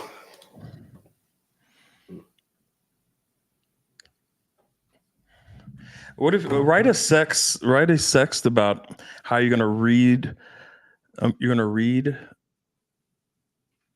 her a story from your her favorite book, and then somehow word it so that you edge her towards the end, but you don't tell her the ending of the book. Yeah.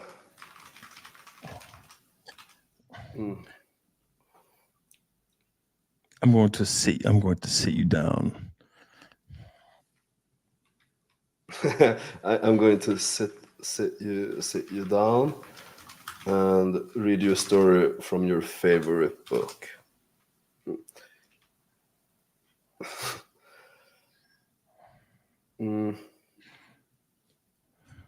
I'm going to sit you down and slowly read to you your favorite book.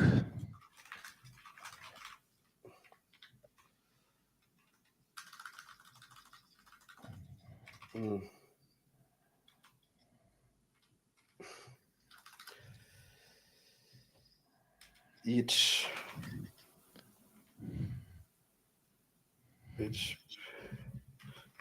Each page more exciting than the previous one.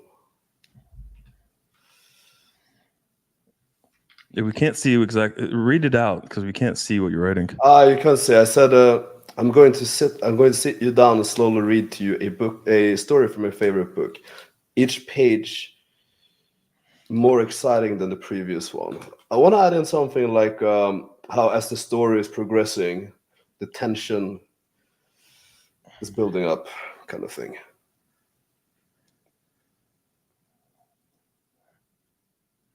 With each page turn, With each page turned,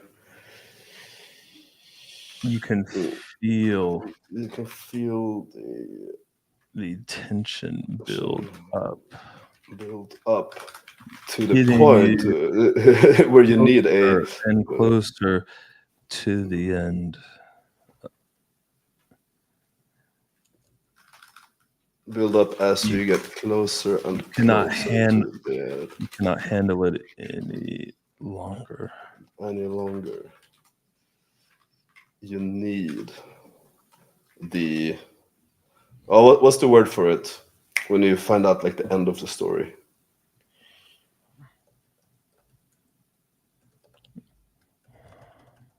You can't wait for. Yeah, but she's not gonna know what that name is, right? Yeah. Because translator, probably. Yeah, let's just go with that. Right now, I'm taking bath.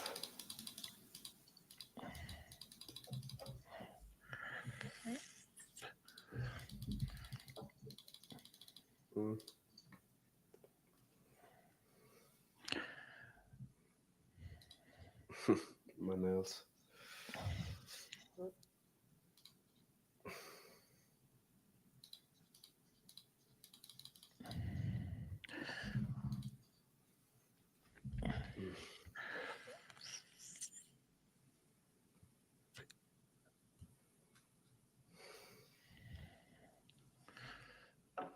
The bath girl, just let's send something to her.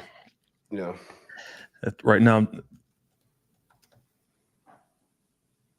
perfect. You're already ahead.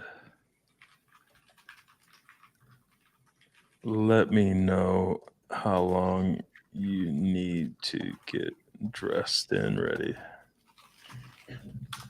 Let's assume the clothes here. Yeah. What are you doing right now? My nails.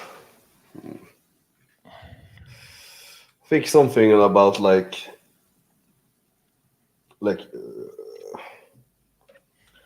that she would scratch.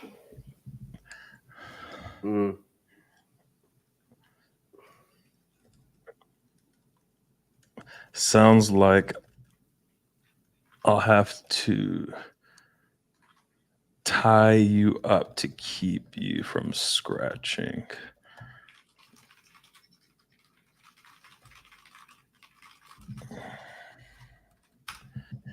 Let's go.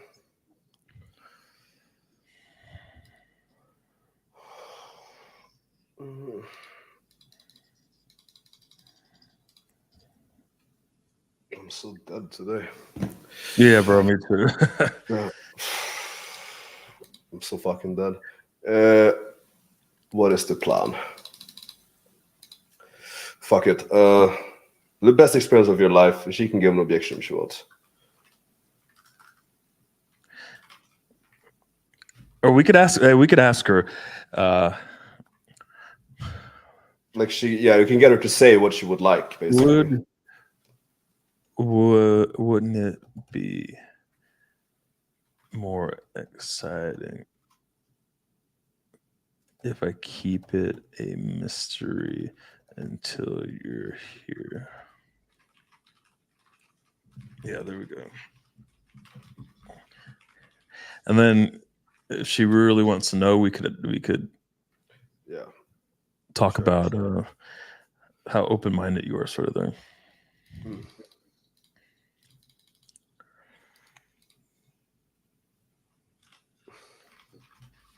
Stress relief. Yes.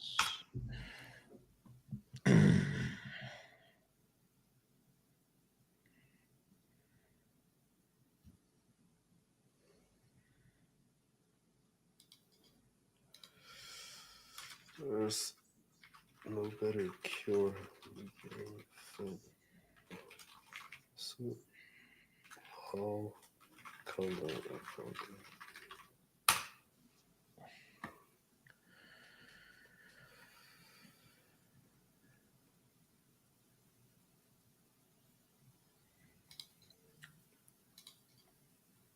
She said, not so fast to Instagram. That's fucking weird. I'm thinking in order to get over it, we need to go with something very assertive here.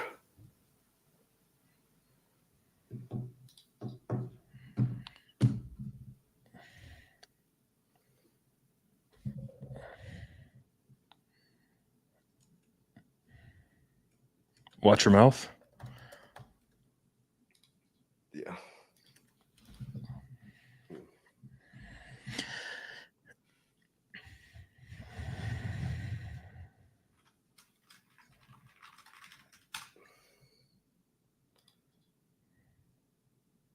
I keep my nails short, but are you looking for a midnight snack?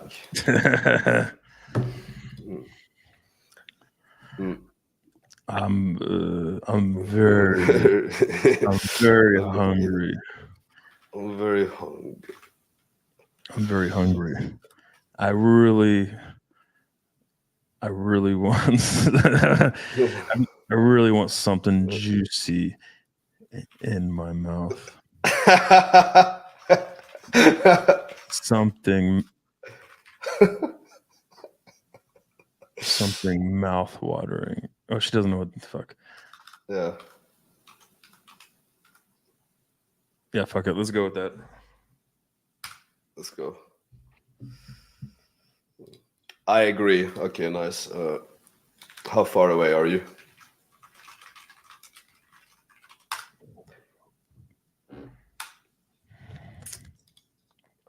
I don't speak English good enough.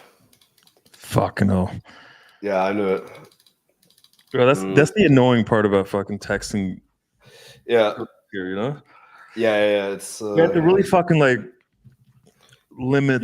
You have to be very precise in what you're saying. I don't speak English good enough. Bro, next time let's switch to like fucking New York. Oh, if we're, do you know how like the easiest place in the world is the US? Straight up, the easiest place for texting.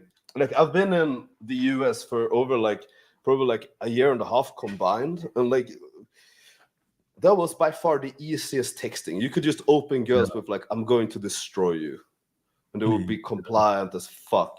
If you did that here, it would not go well. Yeah, I really do miss it. Yeah. Like, if you guys are in the US, you guys are fucking spoiled as shit. I don't speak English good enough. We can go with, like...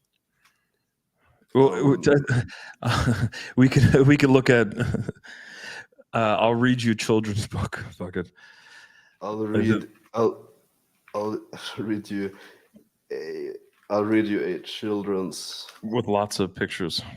Book with lots of pictures.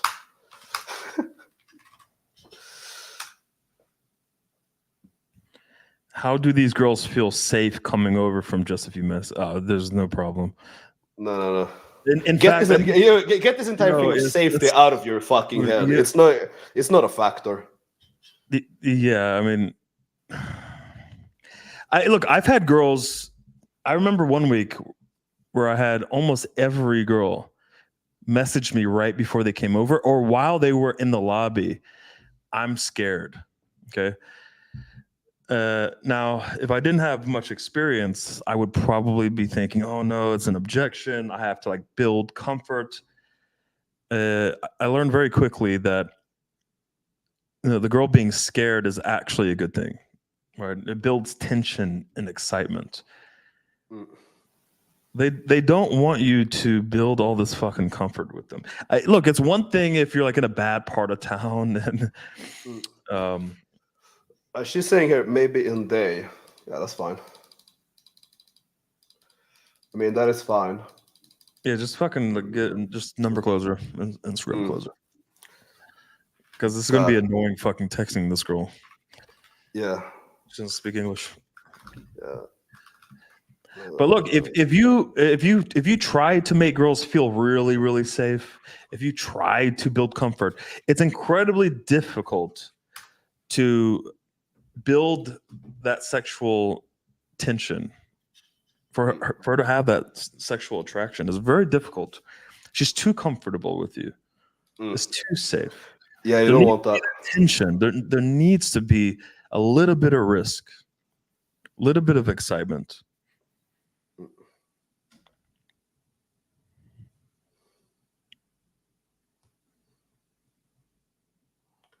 But I'm so horny. Yeah.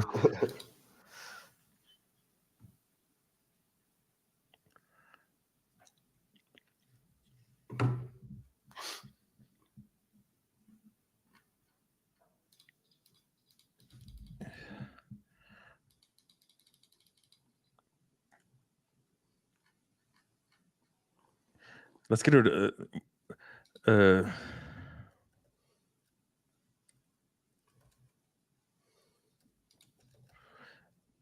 when you're here Wednesday,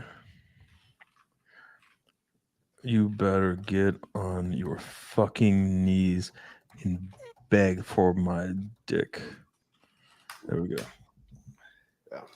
Yeah. Well, I can suggest good round peach. I think she's talking about her tits.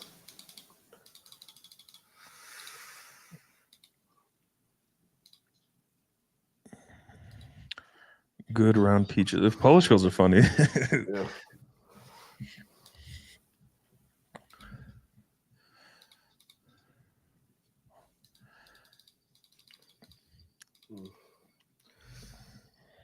I want to order them delivered with Uber.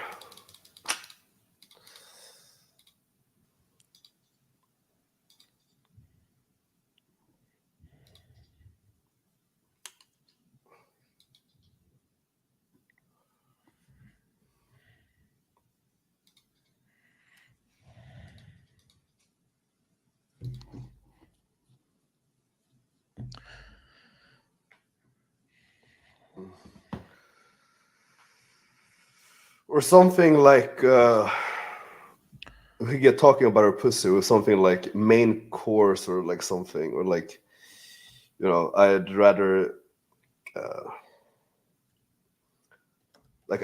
skip to the main course or something like that.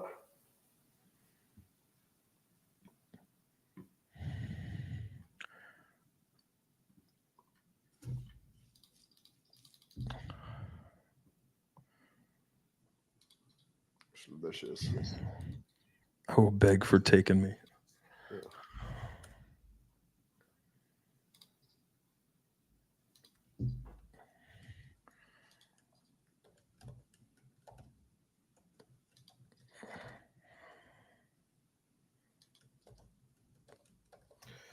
You're 6'1" and good looking, and say it's game when it's your height and looks.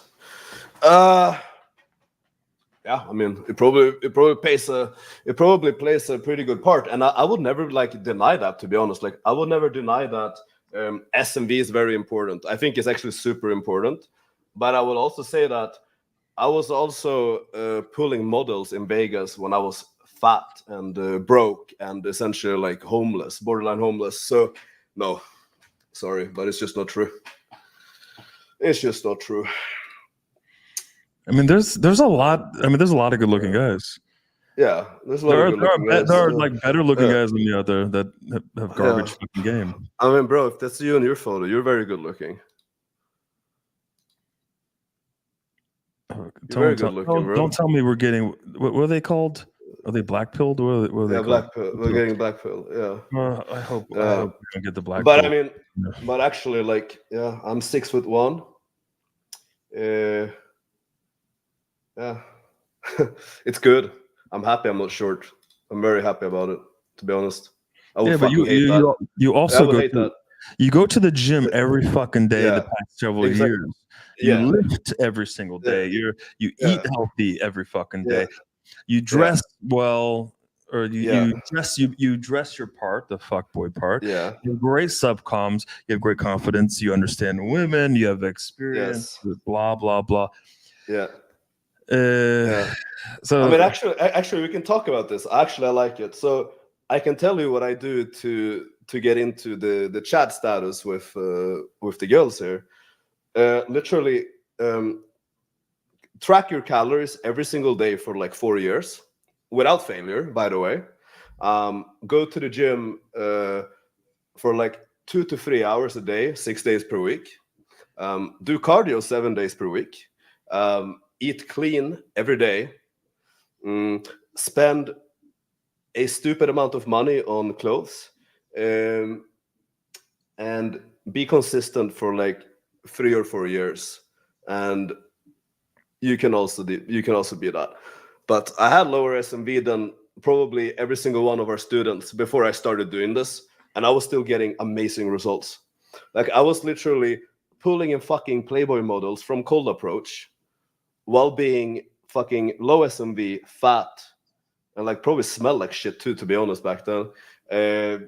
Like probably everything actually working against me, except for the fact that I had fucking very good game compared to everyone else. That's just it. Like, but if you're not in shape, and you're not putting in effort in like how you're eating and like your lifting and like your SMV shit, you don't deserve any results at all. Like you can seriously like go fuck yourself. Get these things in place if you want to get results. Or like I have absolutely zero sympathy for people who don't put effort into this. Like I have absolutely zero sympathy.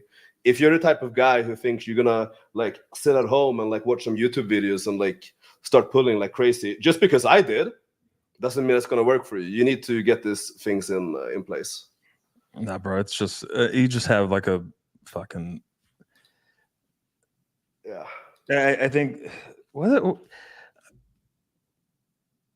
Well, what actually, I mean, like, what motivates someone to yeah. get on these fucking Yeah. live streams and like I mean, do it? to be fair, I don't mind because I don't mind having people coming on and telling me how good looking I am. I mean, I don't feel Yeah, bad about it. nah, but I it's don't, nah, it's not that. Like I feel bad for because I've seen like the Playing with yeah, Fire their chat during the lives, right? yeah, It's just sad. Like I'm just picturing the type of guy that's sitting at home yeah, with a fake account yeah, spamming this shit. Like I genuinely feel bad for these people. yeah, yeah, Like they could be using that energy to actually improve. And look, if you're fucking 5'6", yeah, I mean, look, it's gonna be better if you're 6'2". I'm not 6'2". I'm not even 6 feet, right? mm, But you can. I don't know. These people just mm, it's pretty pathetic. mm. Yeah, You could do better, guys. Come on. yeah. I mean, I like. I'm just trying, like, I'm trying to put myself in the mental headspace that these guys are in. It seems like such a dark place. Like it seems like such a dark and like depressing and I think it's a sad fucking fetish. place to be. Nah, bro. I think Yeah. no, I don't. I think it's a fetish. It's you know Yeah. those. I think it's the same mentality, the same sort of mindset Mm. as cucks. It's the same Mm. thing. This is cuck mentality. They want their pain. No, bro. I think no. I genuinely believe that they get off on this. I really believe they're sitting there with a hard cock, talking shit about themselves like this. Yeah. I really Yeah. think it's. Yeah. I think they get off. I really It's do. it's like a like self-degradation kink where Yes, it's like, hey, it's I'm a gonna kink. go online and tell the guys who are fucking my girls how good looking they are to like degrade myself. I think that's the kink, something along those lines. Yeah, I mean, It is probably something like that. To be It fair, feels a little bit weird knowing there's a few guys on here like jerking off to this. Yeah. It feels a little bit awkward. Like I feel a little bit uncomfortable now. Yeah.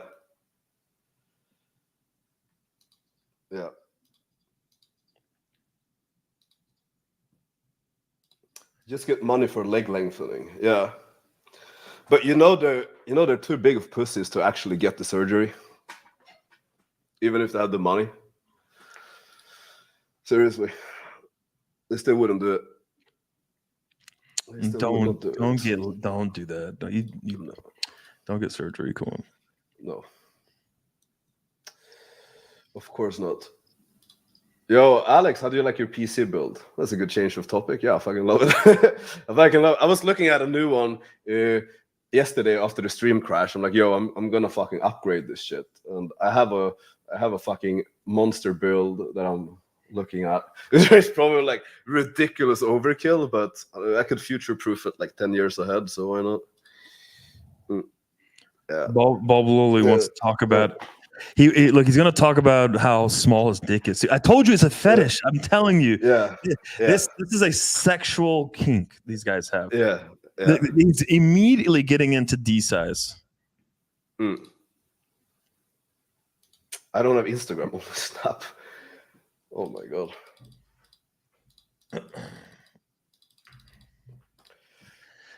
JT, send us a Facebook request, me or Alex, and send us a message. We'll add you to the mastermind. 8 kilometers. Should we go with... how long do you need to get ready? We already sent this though, but if you could say it again.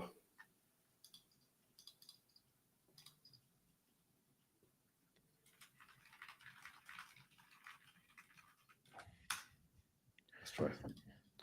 I will beg for taking me.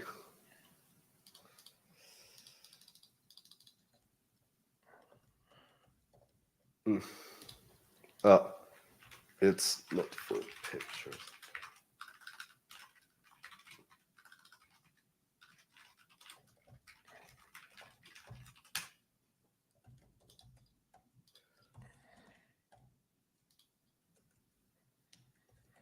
Yeah.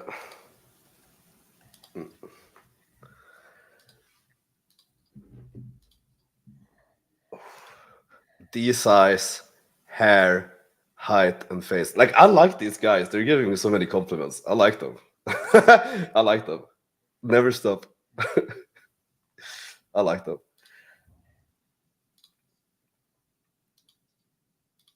To be fair, I never thought that I would be in the position where people would actually be telling me that it's for my looks, because I was never good looking. No, bro. Like when I first met you, actually, I never thought I would be like, I like it. To me, it's just like, yeah, fuck it. This is a success to me. That's a success that my looks maxing fucking worked. So thank you. I appreciate that. Thank you. Yeah. What did I look like when you met me? Bro, you had, bro, your hair was fucking ridiculous. So it was outrageous. and you were chubby. I don't know. You were like a weird skinny, not even I was skinny. Fat. I was skinny fat, but it was like more than that. You were like almost like you're like skinny fat, but pear size. Yeah, I think I had like because I had no muscle at all. Yeah, it was just you had a high. Well, actually, I was pretty strong, but I didn't have much muscle, because muscle and strength are not that closely related, right? So I could deadlift like 180 kilos. I could squat like 140 kilos. I could bench like 110, which is it's just like pretty good. But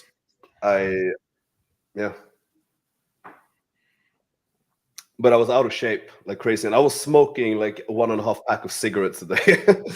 And also we were getting smashed every day. We were like drinking a bottle of wine like in the line to the club and shit. But that was fun. That was a really fun time. because that was like one of the time when we were gaming the hardest and like actually getting some of the most results ever. It was crazy. Like some nights I would be pulling like 3 or 4 times in a night, and that was like a common thing. You were doing that too. You were pulling.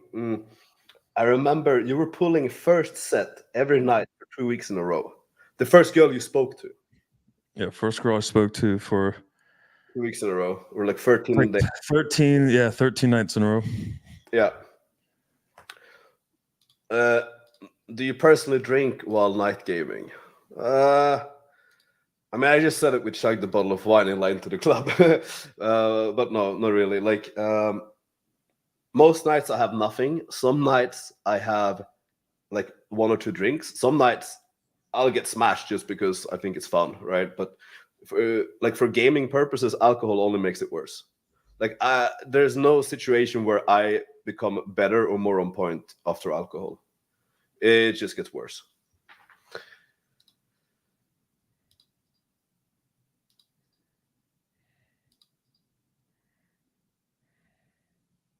Alex said he's 23 centimeters. If you're under 20 centimeters, it's if you're under 20 centimeters, it's over. Yeah, I mean, ignore these the insult guys. I think it's funny. No, Muscle size because and that's muscle not size and strength. fair. Muscle size and strength are closely related, but not always directly proportional. Yeah, exactly. Not directly proportional, but I don't think they're super closely related. Not as close as you would think.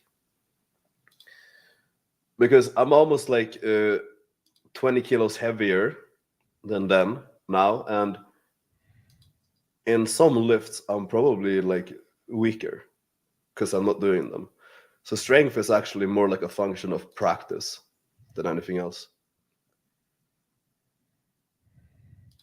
Alex, what are your thoughts on game in Austin, Texas? Moved out here recently. I think Austin is actually like a pretty cool place on weekends. It is. I have to say, it is one of the worst places I've ever been during weekdays, like Monday to Thursday. It is absolute shit. But Friday, Saturday, it's incredible, like incredibly good.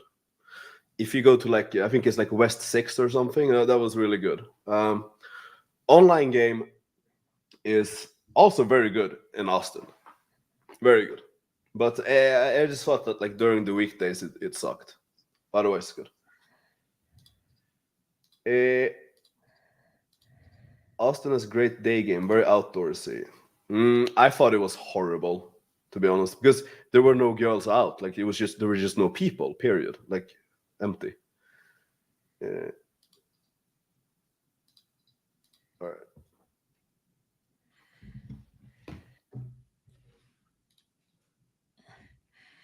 Okay, I'm moving. I'm moving the book, the library girl, over to Instagram now.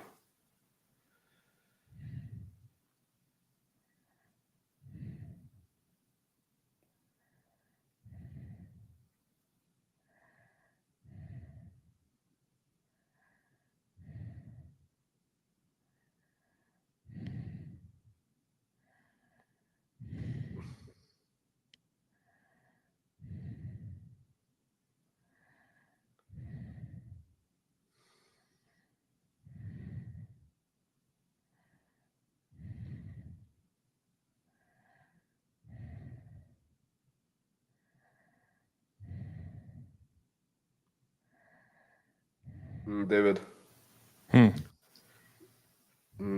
you're breathing into the mic. What the fuck? I'm trying to search, but it's not working.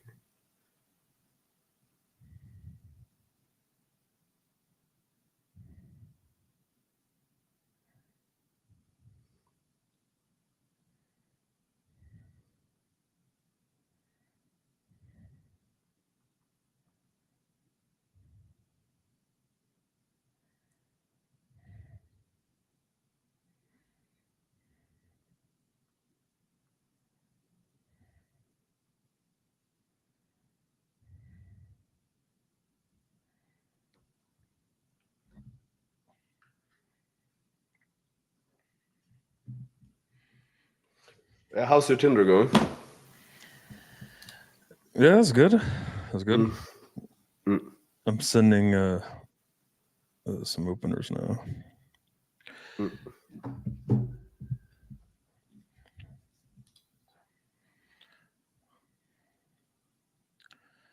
Let's see. Any new cologne pickups? Yeah, actually, fuck, what is it called? Hey, let me check.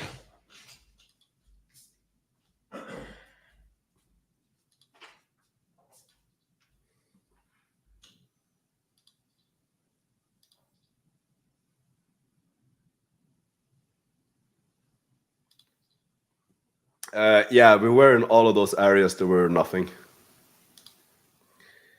We were in Silker Park, the Boulevard thing, like the malls and stuff, but there were just very few people. How do you deal with LMR? Had a seeking chick. Okay, well, I think it's probably like a different context when you're having a seeking chick over. She told me there's no hook up on the first date. Well, yes, of course, she's like a seeking girl. She's gonna use that. She's gonna use that as like a manipulation tactic because the girls are seeking because they're trying to get something out of you. Like, you have to understand that like the laws of physics kind of change a little bit when you're dealing with like sugar babies or fucking like prostitutes and shit. Like, it's not this. It's not going to be the same thing because you always know that they have a very ulterior motive. They're trying to get something from you. That's why they're on these sites. So, yeah. Like, I don't deal with fucking escorts or sugar babies, so I don't know.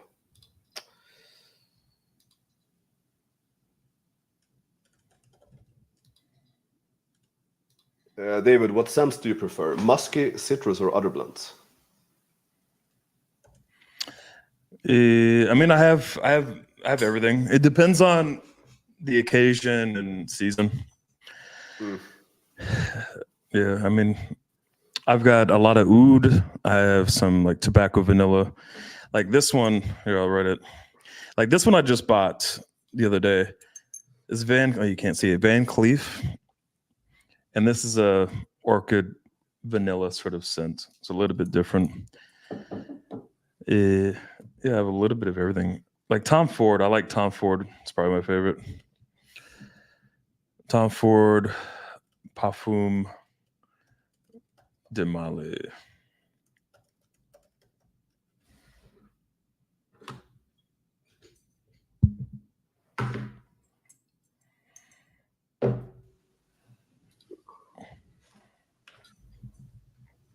There we go. All right. Let's chill on here for a bit. Tinder's pretty dead right now. Kind of late there. Mm. All right. Here you guys, you have the list of colognes. Yeah, that's a new one I bought. It's really good. Mm. But look, if you got the money, like just buy Tom Ford. Like Tom Ford is fucking amazing. Tom Ford is great. Yeah. Yeah. I banged like 15 plus girls from Seeking alone. Haven't spent more money than Uber on any of them. Yeah, I mean, I don't know. I'm never using it, so I don't know. But I think things change a bit when you know that they have money as a motive. I think that really changes things. So, yeah.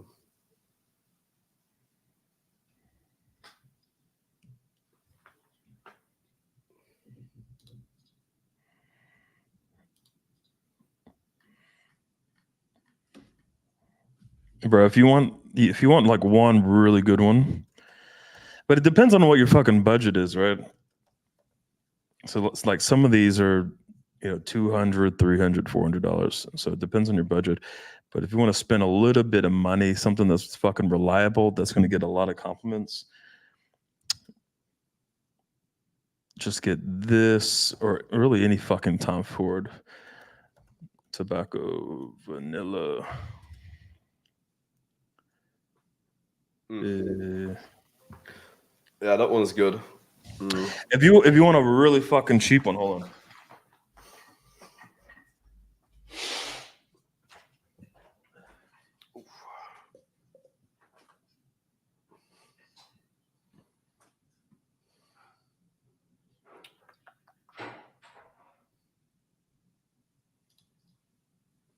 I'm using this one, by the way, Parfum de Marly Layton. It's very good. I have this one too, Tobacco Vanilla.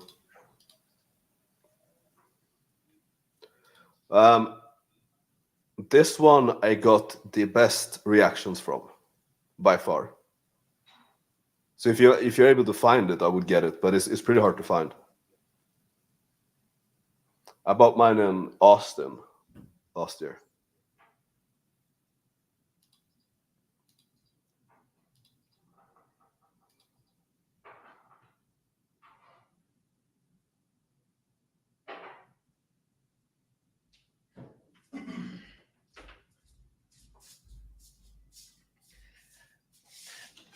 Yeah, if you want to get a cologne, that's not, $400 fucking dollars.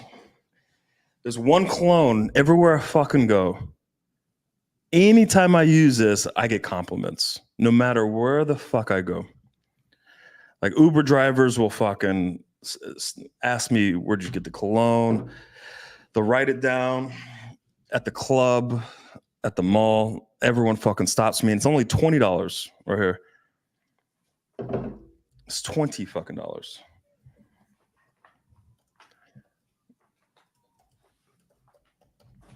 I think let's see.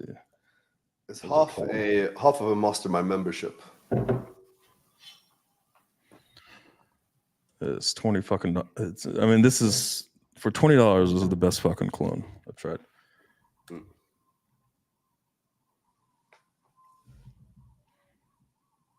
This shit is like the perfect club cologne. This shit will. How many sprays? Well, it depends. Like this is really fucking strong. So if I'm gonna go to the mall or something, I'm not gonna spray too much. I'll spray like 3 or 4 times. But if you're going to the club, 5-6 times. But even in a club, motherfuckers will smell this. Like girls will stop you and ask you what you're fucking wearing. It's $20. 20. Look, Tom Ford and Parfum de Marly is my favorite, but you're gonna spend $250, $300 up to what $350 for those clones. So they're very, very fucking expensive. This one, $20. Parfum de Marly was like $350-ish. That was the most expensive one. Yeah, the most compliments I ever got was Parfum de Marly Layton. Yeah. Tom Ford Tobacco Vanilla. But like any Tom Ford, like women recognize fucking Tom Ford, right? But Tom Ford, like Tobacco Vanilla, I have Ebony Fume, I have the leather one, I have the oud. So I have a bunch of Tom Ford. Like obviously the fucking best. But this club, I already wrote it, right? Yeah. Club de Nuit. Intense, man. It's $20. Yeah. Like it's $20. Like everyone should fucking have this. Then get the Layton. You get the Layton by Parfum de Marly. You got the Tom Ford. Any fucking Tom Ford. Ebony Fume. You get the leather. Wood.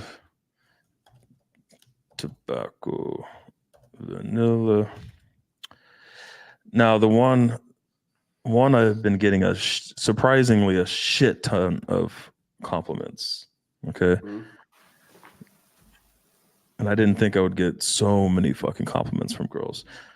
And I'll wear this one very often when I have Tinder dates. I know which one. It's Carolina Herrera, good girl. No. I know it. I know you're using that shit.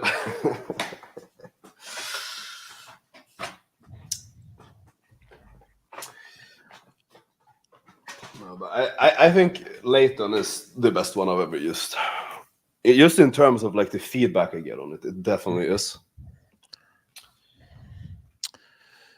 But there's also, let's see. In general, when you approach a girl and she's just been hit on and has an annoyed face from previous interaction, maybe how to go from there. Well, I mean, you should, if you were standing there and seeing what the other guy was doing, it's going to give you a very good hint of what not to do. So you could probably like one of your strategies could just be like to do the opposite of what the guy who failed did. Do the opposite. But I think the best thing you can do is like you just have the best approach possible. Would I necessarily do something very differently? Maybe you could actually point out what he did. That's something that I've done before. I will get in there. I will just start talking about what this guy did and what he should have done instead. Essentially, as if I was coaching a student, but just explaining to the girl, like if he came to you like this or this way, with like let's say with better body language, and then you displayed like the same body language at the same time. Like if he gave you this eye contact, he spoke to you this way, and gave you this body language, you would have been more receptive to him. And she would be like, "Yes, I would have been." But that actually just gave you like an excuse to display those things to her. I mean, what you could also do. Okay. Anyway, let's ignore. I mean, what you could do is like when the guy leaves, he just gets rejected. Okay, just walk up and be like, "Hey, you got really lucky. Do you know who that guy was? What? He's a famous rapist. Okay, he's a famous rapist in town. Like everyone in town knows. Like you got really lucky." It really spike her emotions, okay? Get her going.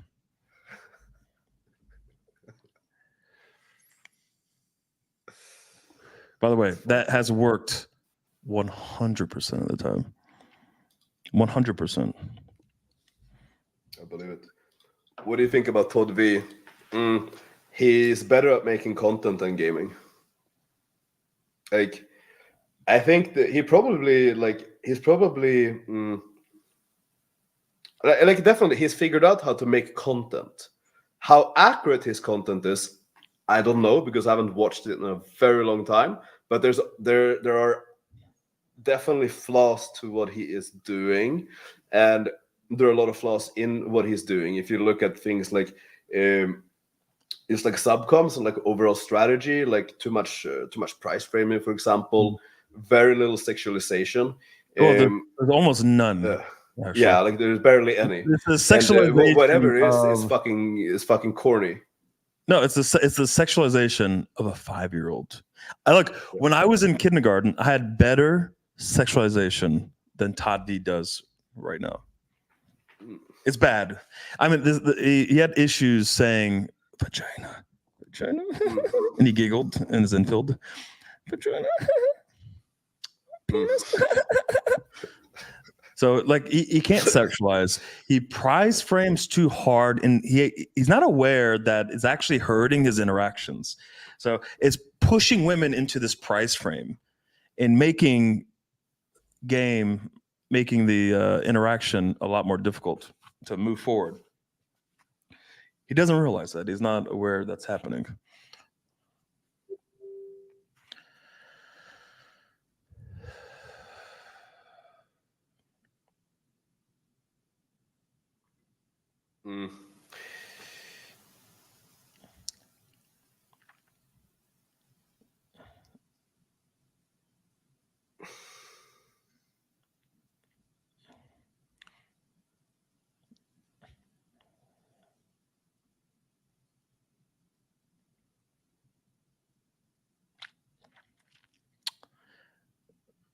David, ever tried Initio Parfum Privis? No, I haven't yet. I've heard of it, but I haven't tried it yet.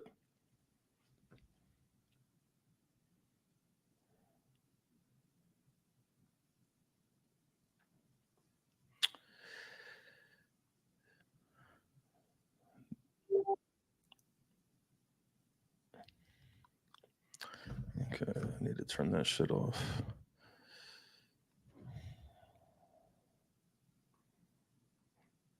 Yeah, I mean, other than that, like, he's not aware of when the girl is down to be pulled and down to be fucked.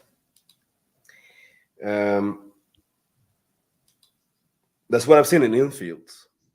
But also, Mm. like, I will also say that infields, they don't give a full representation of reality. Because, I mean, I can say from my own perspective, like, how often do I shoot infield? Like, never. What kind of percentage of my interactions are on infield? Is it like, it's probably less than half a, no, even that wouldn't work. Like, you can't even calculate the percentage of how few of my interactions are actually on infield. That's how low it is. So maybe he has way better interactions off camera. So I will give him that benefit of the doubt. Actually, like, I will give him that. Maybe. Because maybe he feels pressure from the camera or something. I don't know. Like, I could understand if that's also the case, but I can only go from what I know. And based off the infields, that is my interpretation on his infield. Yeah. But I think he's good at delivering content. I think he's good at making content. However, I don't know how much I agree with the information in his content. Yeah, But I mean, like, look, I think to be fair, there are worse coaches, so we'll give him that. But I just don't like the two things that really bother me is he prize frames too hard. He's completely unaware how that's really, really affecting the interaction. And also, he doesn't know how to sexualize. Like, to me, that is, if you are a seduction coach, you have to be able to fucking seduce. You have to be able to sexualize your interactions. Okay? You have to be able to sexualize well to be a seduction coach. yes. Or a pickup coach or whatever, or dating coach. So that's like inexcusable. Like, you have to be able to sexualize. It's ridiculous. I don't know. It's like being a basketball player, but well, maybe it's like being a quarterback, but you can only hand off. You don't know how to throw the ball. Yeah, that's a very good point. That's a very good point. Oh, is there something else?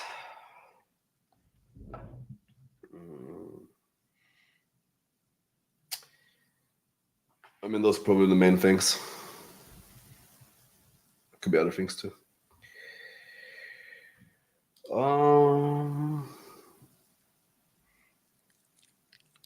We got any more questions? Any good ones?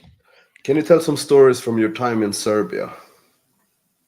How's night game different than in Poland? Because clubs are very different from West Europe. Okay. I think there is much lower volume in Serbia. Well, I can only speak about Belgrade. That's the only place I've been, but I was for a pretty long time. So I think the volume is much lower, and I think the clubs are much worse. Like, I think the clubs in Belgrade are like really bad. Like, they're really horribly bad. But I like Serbian girls. So day game is good in Belgrade. The day game is very good, I think. Online game is also very good in Belgrade. Serbian girls they're just fun. They're really cool, really fun, very sexually open, very witty. A lot of fun to game. Like, they're like American girls in that way. They're very fun to game. Yeah, I would put Serbian girls in my top 3, or let me think. Yeah, I would put the Serbian girls like top 3, top 4 favorite girls, I think, because they have great personality. You could banter with them. They're hot. They have big booties or big titties or both. Crazy so like Poland, confidence. like the girls in Poland, they're kind of like this. They have no ass, and sometimes they have no titties. Sometimes they have big titties. You can't really banter with them. They're less confident. The Serbian girls are just a lot more fun to game and to fuck, in my opinion. But night game was kind of, I mean, where I went, I think we went out together. Well, I went out one time without you. It's very cliquey. It's all like Serbian people speaking Serbian, and a lot of girls maybe sitting don't at a table. Yeah. So it was kind of rough. It wasn't as good as like Warsaw or Budapest. Yeah. But But yo, like if you want the best place for a game during the summer, like night game and shit, I think, bro, Budapest, Barcelona, Warsaw is great, of course, but Budapest and Barcelona are fucking very solid options. mm, Like you're gonna have more choice in terms of clubs to go to. I would say also. I mean, fuck, bro. I think night game, Budapest and Barcelona. I think it definitely wins against Warsaw for night game. I have to say, night game is good here, of course. Like it's great here, but I think those are better. Day game, I think is best here. Like I don't think there's a debate. yeah. To be honest, online game is good in all cities. It's really good here. But it's good in all cities, to be fair. So, and also I think another major difference is that if you go to Budapest, you will get a lot of tourists, and same in Barcelona, of course. Barcelona is like one of the biggest tourist cities in the world, so you get a much more international crowd. Here you're gonna get there are three nationalities: it's Ukrainian, Polish, or Belarusian. That's it. You will never have anything else. So yeah, comes down to your preferences. I would say in terms of nationalities more than anything else. At the end of the day, if I personally had to go somewhere, it would be Barcelona. Like my personal opinion, because I think it's a really fucking cool city. I think you have much more things to do than in Budapest and in Warsaw. To be fair, like I think Barcelona is like a great place to live. Warsaw is a great place to live, but Barcelona is fucking one of my favorite cities in the world for everything. I mean, you haven't been to Uzbekistan and Kyrgyzstan yet. So. That is true. That is true. That is true. That could that could be the beginning of the end because I would get married immediately.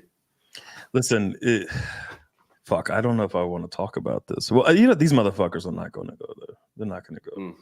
Sure. I don't think they have the balls to go there in game. So you have to be.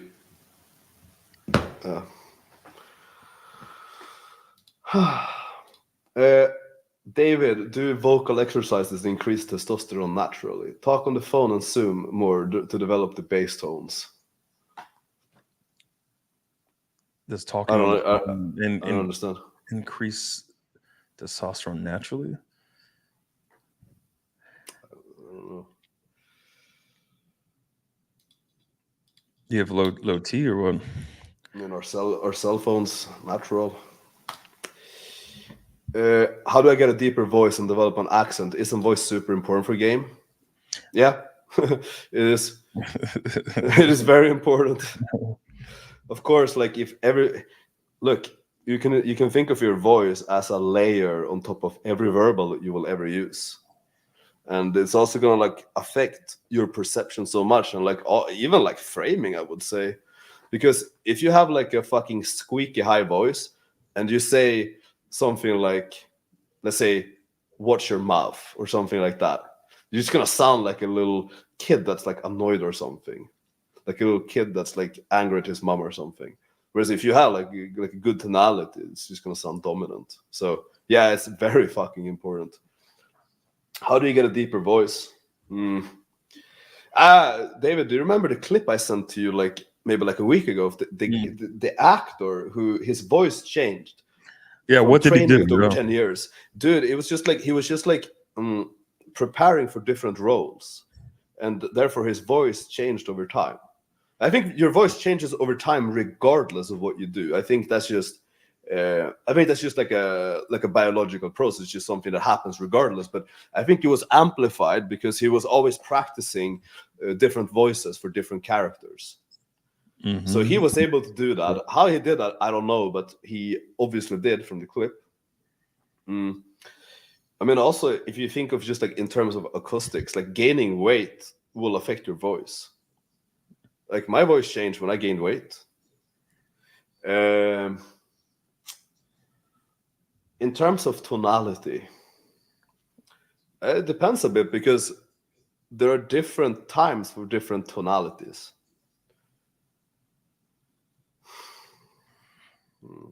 I mean, what would you say about that? Yeah, I mean, I think increasing your fucking testosterone, Yeah. lift, increase your testosterone. I have some fuck. Maybe I'll. Where's that? You Comment? put your yeah. Let me Because scroll up. I already posted the supplements that I take Yeah. that will increase your testosterone for sure. Yeah. Where was it? Looking for it. It's somewhere behind the incel comments.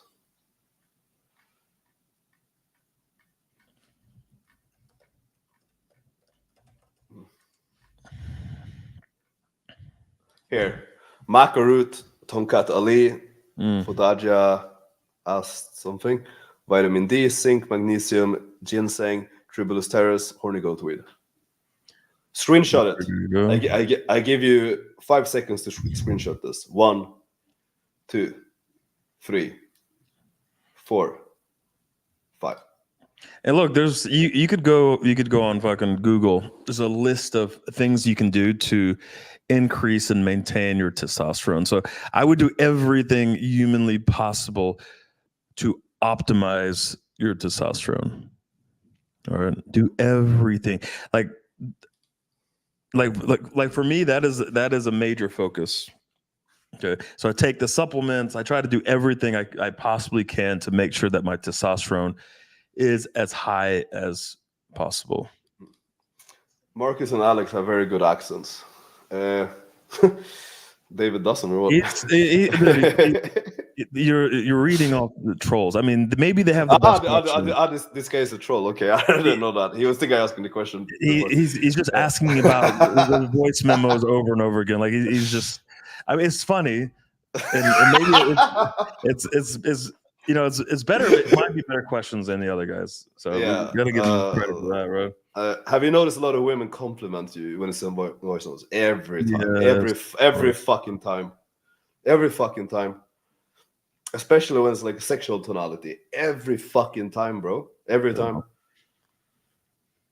Yeah, I mean, this guy says fight. And actually, I kind of agree with that. Like, get into some bar fights. You know, get into a bar fight, a street fight every once in a while. There's probably truth to that. High intensity training is good for testosterone. Yes. Get some vitamin D, get some sun, but sleep. You know what? I think sleep is super fucking underrated. Super. Yes. Like I used to think that I don't need more than like 5 hours of sleep. I used to be one of those people. I don't need more than 5. I could operate.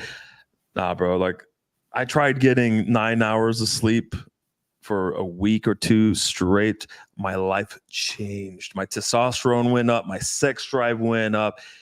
Everything fucking changed. So I would make sure that you get at least 8 hours, 9 hours of sleep. As much as possible. Day. Go get it. Go get it. Also, I think I mean, having low stress is generally a good thing for testosterone levels because I mean, cortisol is not going to positively impact your levels. So that's also something like if you have a lot of life stress, which is probably then also in turn fucking up your sleep and shit, then you know, like you're really fighting like a losing battle there. Like even if you're thinking about in like terms of going to the gym and you have a lot of life stress outside of the gym, you won't be able to recover from even anywhere near as much training. So I think just in every way, shape, and form, find ways to reduce stress. And what is the number one thing to reduce fucking stress is get toxic motherfuckers out of your life. Whatever that could be, like people who are holding you back, people who are, you know, just treating you badly, or like, get them out fucking quickly as possible. That's a big source of stress. What were you gonna say? Nah, I mean that's a good point. That's a very good point. Like I get rid of toxic, annoying, or negative people like that. Like in a second, in a millisecond. It's not worth it. It really isn't worth it. better to join the fight club, boxing club. I highly don't recommend bar street fights because it's just lose-lose. Well, yeah. It depends if you win. You can practice getting a lower tonality. Yes. How do you think opera singers? Yeah, true then. Yeah, good point. Yeah. What do you call them? Like castrate singers, where they cut their balls off while they're still kids. I mean, if you want a good tonality, just cut your balls off when you were 7. Apparently, that's good. The girls in Toronto know the game and will walk all over you if you're not assertive. That is probably very true, but I will also say that's probably true wherever you are. I mean, you have a. Never mind. I was gonna say something about Toronto guys, but I know what you were gonna say. I know exactly what you're gonna say. Well, actually, I have two possible options. I'm sorry. Have you ever met a Toronto guy that you wanted to hang out with? Have you met one? Like, I mean, I haven't met. I haven't. Look, I haven't been to Toronto. I've met a lot of Toronto guys. I've seen a lot of Toronto guys on YouTube. I don't know. I mean, I mostly hang out with Vancouver guys when it comes to Canadians, actually, now when I think about it. And the Vancouver guys that I hang out with, they were not like your typical Canadian guy. They were not like this fucking, I'm not gonna say it. Just yeah. I mean, Vancouver guys are higher testosterone guys anyway. Yeah, I mean, it's that simple. It's that simple.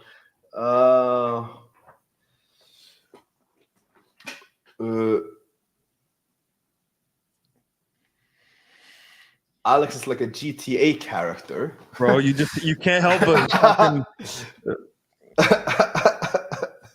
we could do a separate stream for this. He's manipulating you to put.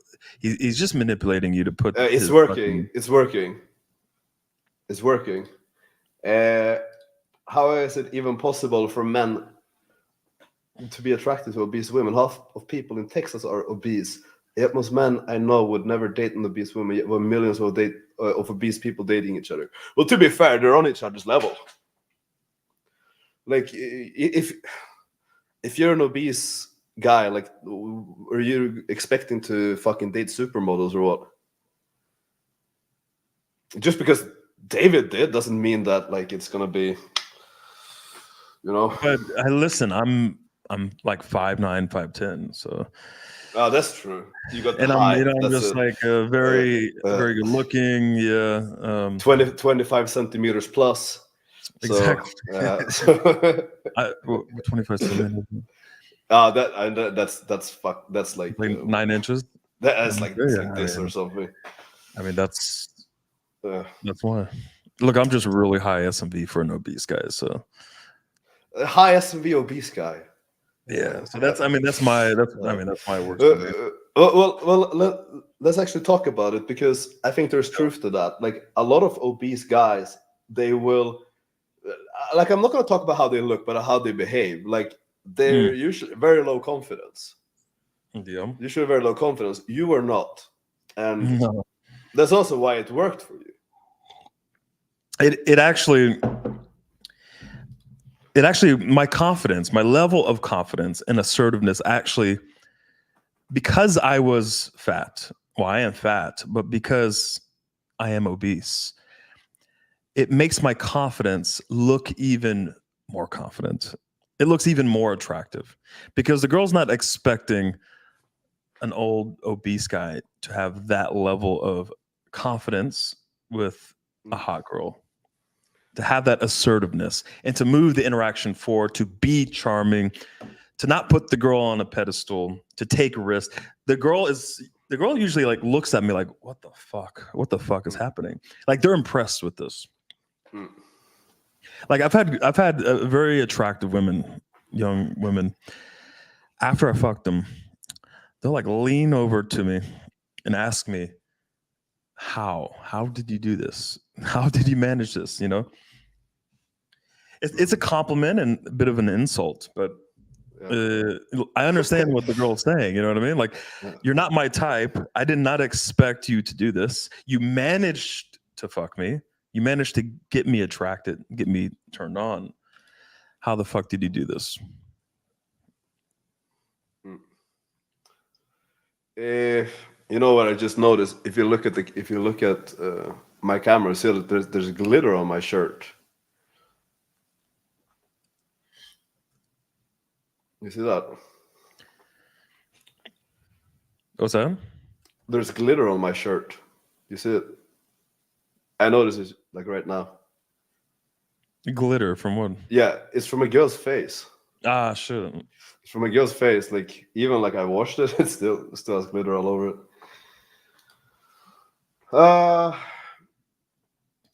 Moreover, if I listen to my old Infield 8 to 9 months ago, I have a much higher and childish tonality than right now. Yeah, because you practiced it. Yeah, that makes sense. This is a manual, by the way. Yeah, I know. Yeah.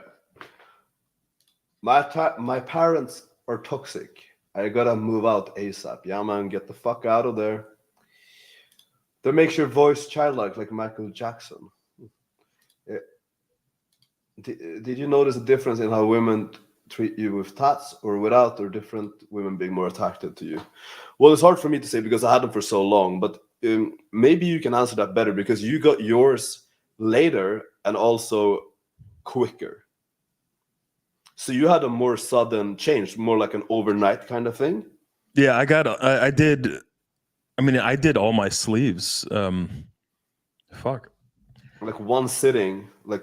Yeah, I did one sleeve, one full sleeve within a week and a half. In a week, maybe. Like I did everything in a week. And I did the other sleeve, a couple months later. So I did everything within, a 2 to 3 month period. Honestly, I really thought it would be a much bigger difference with the tattoos. I really thought it would be like a noticeable. I'm sure there is a slight difference, okay, or a big difference, but it's not as big as I thought it would be, except on Tinder. So when I switched to my tattoo Tinder photos, my matches skyrocketed. Okay, so I got a lot more matches with the tattoos. In person, I get compliments and all that, but it's not that big of a difference. Like the results or the type of girls hasn't changed. So, but hey, I got more matches, more fuck dates on Tinder. So positive effect, we could say, at least. Yeah, Alex Haters. Alex Hater. Look, he's got an Alex Hater. Being fit with tattoos, though, is different, I think. Yeah, exactly. Like I lost in about 500 days, I lost 120 pounds. Okay. I gained some more weight. So I gained another 30 pounds. So I lost, 80, 90 pounds. Yeah, like 90 pounds. So when I was down to 210 pounds. That looked very different. The tattoos looked very different on me than at 240, 250, 260. So when I get down to 190, I think 190, it's going to be much better. So I think you're right. Yeah. What am I now? What are you, like 200? 211. Oh fuck, bro! You you weigh more than me than last summer. Yeah. Nah, but I'm gonna get down to under 200 pounds this year. So we'll see how that goes. I'm gonna do a whole I'll write a whole article, do a whole live stream talking about game between being 300 pounds or 320 pounds and game at 180. So everything in between. So most of my lays were between 230 and 270. So most of my lays were between that. Yeah, it'd be a very interesting report, I think. Like How many 180. but how many inches did you gain?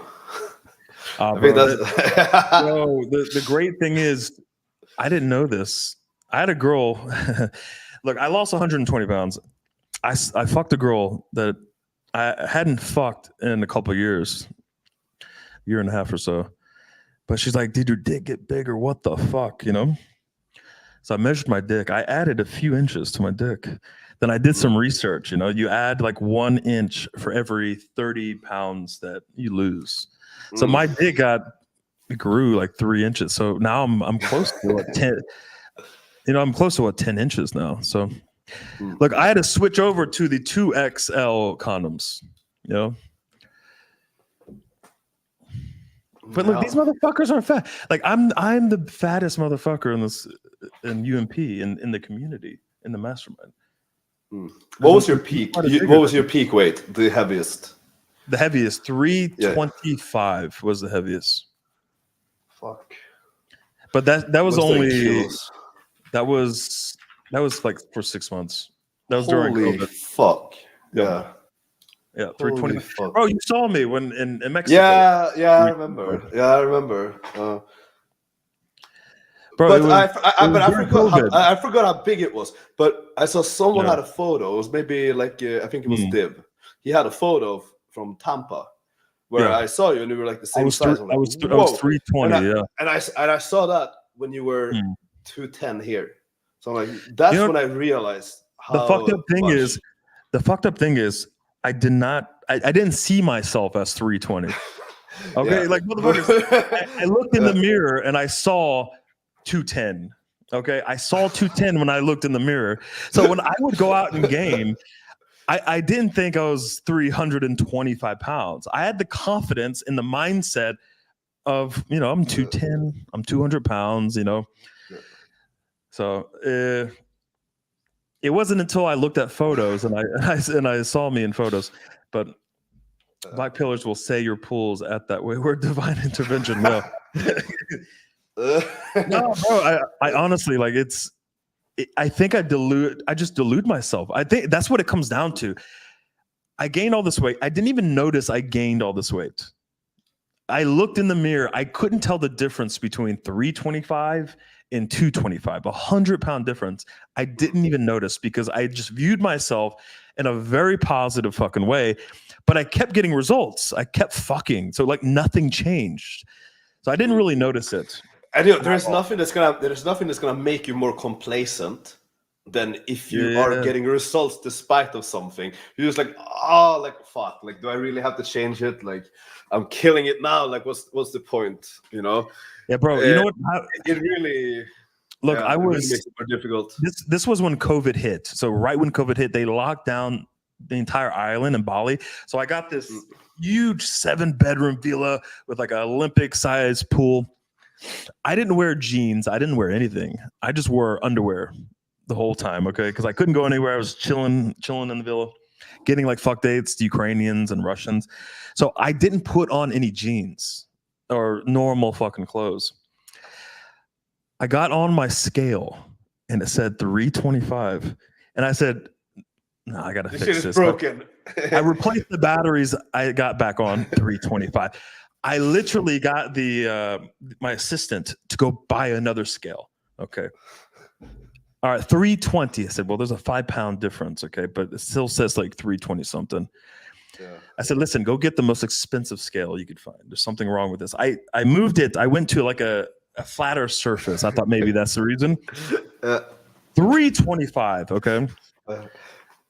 So I start looking through photos, okay, and I looked at like a recent photo, and then I went into like 2019 to compare, and that's when I realized, holy shit, I gained a lot of fucking weight. And that's when I left. I went to Tampa. I got my fucking personal trainer for 500 days straight, lost 120 pounds. This year I'm going to lose another 50, maybe 60 pounds. So the start of 2025 is going to be completely fucking different. Fuck yes. Fuck yes. Alex, have you noticed a difference in women between having a buzz cut and hair? Actually, yes, Girls massive. like this Like, more, right? yeah, every single girl Yeah. likes this, like, much more. Every single one. I've never had anyone say the opposite. Every girl that saw me, like, after I grew out the hair, they're like they're all telling me, like, how fuck this is so much better, really. And also, I don't know if you noticed. Well, I don't know if you noticed, David, but I'm Yeah. getting way less objections. Way less Oh, you look objections. like a fucking cartel member. I did. Your buzz cut. You look like a Yeah. fucking.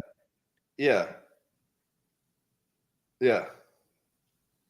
Yeah. So that Well, makes sense. that's what people thought I would, like, just came out of prison. I don't have that now. And also, I'm getting much less one night stand objections. I'm getting much less, like, shit like that. Like, it is very little.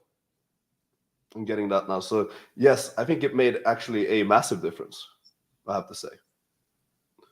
More, let's just sum it up, like, much more attraction and much less objections. Simple as that, really. Mm-hmm. And I had that buzz cut for like it was still going really well with it, and that's why I kept it for like 4 years or something. But then it was just like, yo, like, fuck it, let's just try something new, and it turned out that this just worked way better. Buzz cut skin fade gave more fuckboy vibes, yeah, but I only think fuckboy vibes are good to a point, and then you get not even like diminishing return, but like it actually makes things harder. Bro, right? you got. I think you got a little bit more than fuckboy vibes. I think you got maybe serial killer, maybe cartel like, vibes. Yeah. Like it was just like too far, right? Like it was just too far. Yeah. But hey, you gotta push it. You gotta push it to the extreme so you can then pull it back. And I think I pull it back to like a fucking sweet spot right now. To be honest, I think it is an absolute sweet spot. Yeah, it was beyond fuckboy. That's for sure. Yep. Yeah.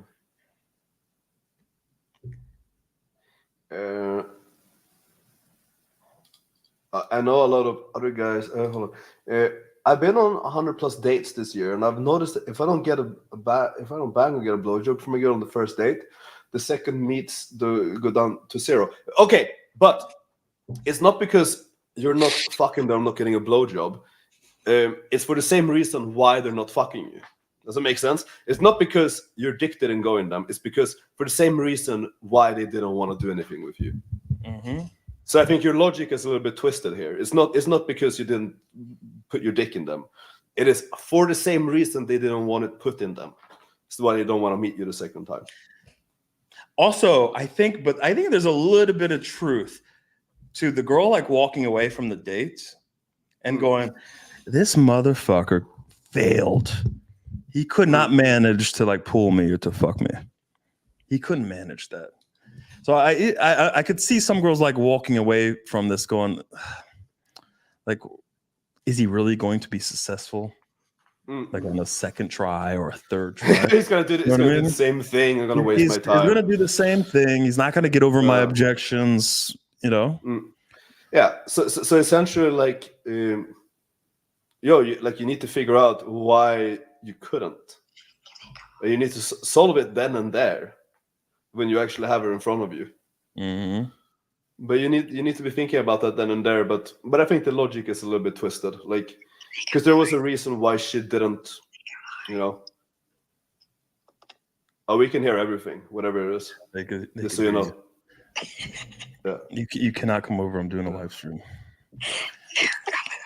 I'm sorry. Listen, you're a great girl and everything.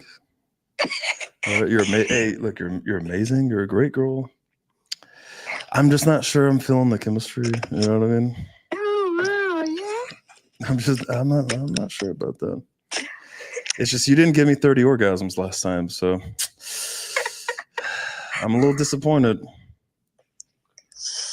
Maybe if you gave me like 10 to 15 orgasms, I would be like more down with you coming over. You know what? Maybe I'll give you one more chance. Dude. All right, we'll check the chemistry. All right.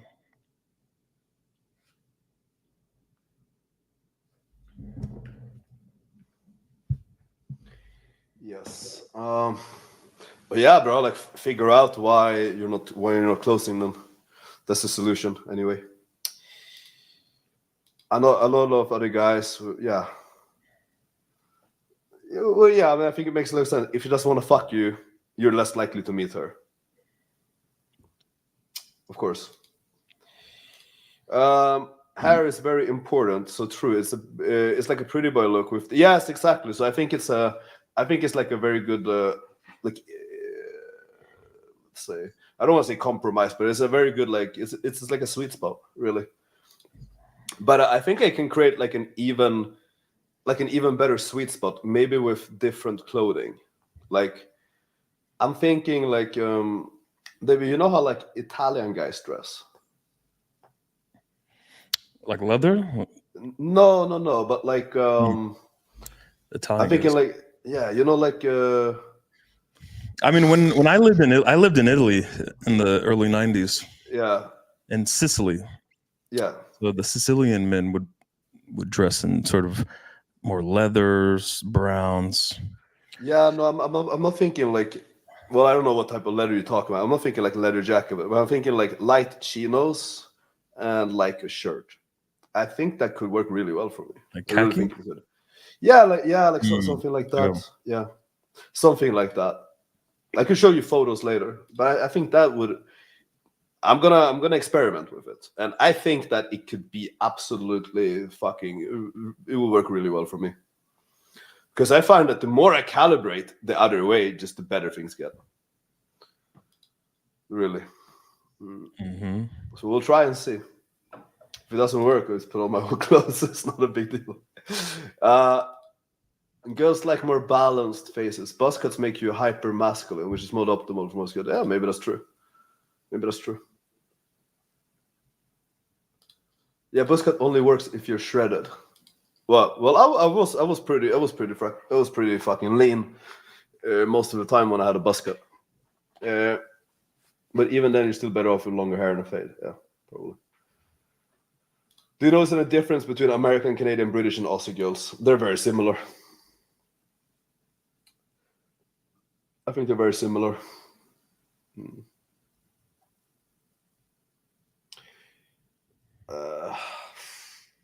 Nothing that comes to my nothing off the top of my head. Do you? Do you notice any differences? I mean,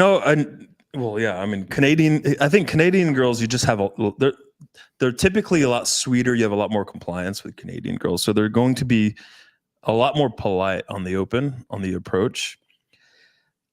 American, it really depends on which American, because I mean, it's a big place. It's a big fucking place. It really depends on what part of America. Americans, you could do a lot of banter, but you can sexualize with American girls. Well, American and Canadian, you can sexualize super fucking easy. With Aussie girls as well, but they're going to be a little bit more feminine. They're going to be cunts, okay? So they're going to give you, they're going to be more bratty. They're going to give you shit for some of your sexualization. You say the wrong fucking term, they'll get offended. So you could still banter with them. You can still sexualize, but I think they're going to give you a lot more shit. And British, I don't fuck with British girls, to be honest. Like, British girls just fucking annoy me. Yeah, straight up. And look, most British girls are fucking ugly as shit. Right? Mm-hmm. How many hot British girls have you fucked? I mean, British. Actually, a pretty good amount, yeah. I have to say. But like the average girl there looks like fucking trash. But it's horrible. But the ones I had, they were good. But that's like finding a needle in a haystack. Yeah, but they were like Scottish. Were they actually English? They were English actually. You sure about that? Maybe you didn't hear. Yeah. Oh no. I'm very sure. Very sure. Very sure. Probably very sure. From Wales and Scotland and Ireland. No, Maybe. no. English. I don't English. know. I can't believe this. We're London. Ooh, I don't know about that. I don't know. We're very London. Very, very. Look, I can't believe this until I see it. Okay. Well, when we go to Budapest next time, I'll show you, because that's where you find them. Budapest, or actually like in Asia, you'll actually find a lot of hot British girls. They annoy me. They just annoy me. Yeah. Oh yeah, they're annoying. Annoy me. Oh yeah, I didn't say they're not annoying. That they are. I hear the accent, and I just want to trigger them. I just want to provoke them. Yeah, but no, like I think all the Anglo-Saxon girls, they're very fucking similar.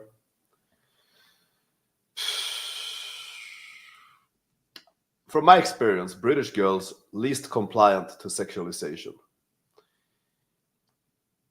But there are other ways that you can build a lot of attraction with them. I find if you manage to get into like a good little banter back and forth, it's gonna be good. It's gonna be very good. But overall, like it's basically like you can treat them very similar. Do you know my first accent? Do you know I had my first accent? I had a British accent, English. I had an English accent. Can you do it now?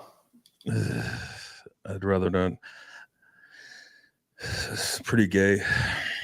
Yeah, let's just not do it. We're gonna get banned. I kind of grew out of my English accent and had to transition into an American accent. That's when you transition into an alpha male. Exactly. It's like a gender transition. It was holding my testosterone back quite a bit. Is Mark going to have a Marcus Monday? Yeah, most likely. Well, check the events tab. Yeah, I mean, I messaged him too and asked him. He's sleeping, probably. Alex, you should get braids. You look like Maluma. Yeah. I'd rather not fucking walk around with braids. No. But I get what you're saying. I would probably look like him, but yeah, for that. Alex looks like an MMA fighter. I have guys ask me that very often, actually. That I definitely do look like. Should guys message a girl on text, IG, and Snapchat at the same time to get her attention? What, on all three at the same time? No. Bro, I think he has to be trolling. Yeah. Yeah. But no. Yeah, so you pretty much have to bang her on the first date, as it's not even worth texting her back. Not necessarily true. That's not true. That's not true. Because I have girls that I did and I met up with the second time and I did. No problem. Yeah, when we were talking about like the girl thinking that you failed and all this shit, we're not saying that every girl's gonna think like that. Like Alex said, you couldn't pull on the first meet for a reason. Yeah, right? It's going to be the same reason why she doesn't want to meet up with you a second time. Yeah, but yeah, hey, there's some girls that will like I've talked to girls and they're like, yeah, I'm going on to like a third date. Like this motherfucker can't pull me.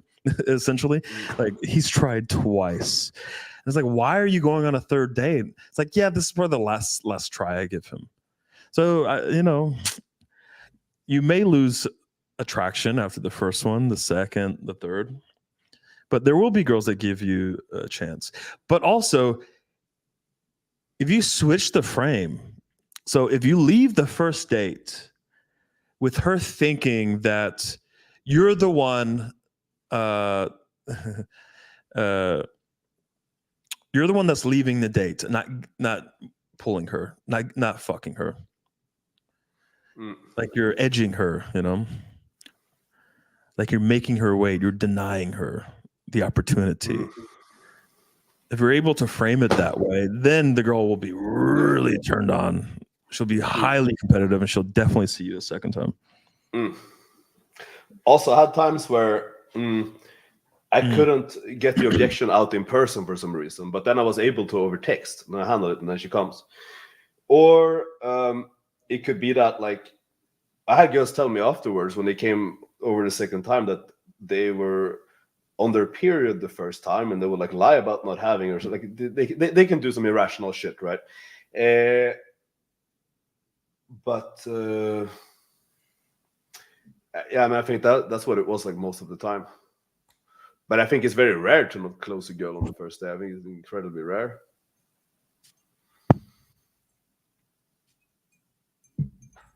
Like you would have to like kind of like really, like if that happens to me, I will think like, whoa, I really fucked up. Like I did something really seriously wrong, or there was just something that I couldn't get her to verbalize. But it's not going to. I mean, Yeah. you know what I would do? I would hit up Todd V for some one-on-one coaching if that ever happened. You know. Yeah. Yeah. You didn't price frame enough, bro. You ever think about just like for fun, doing some sort of like boot camp with some coach and like pretend like you're I like thought have some about that sort many of times. like I don't know, some sort of mask or just maybe,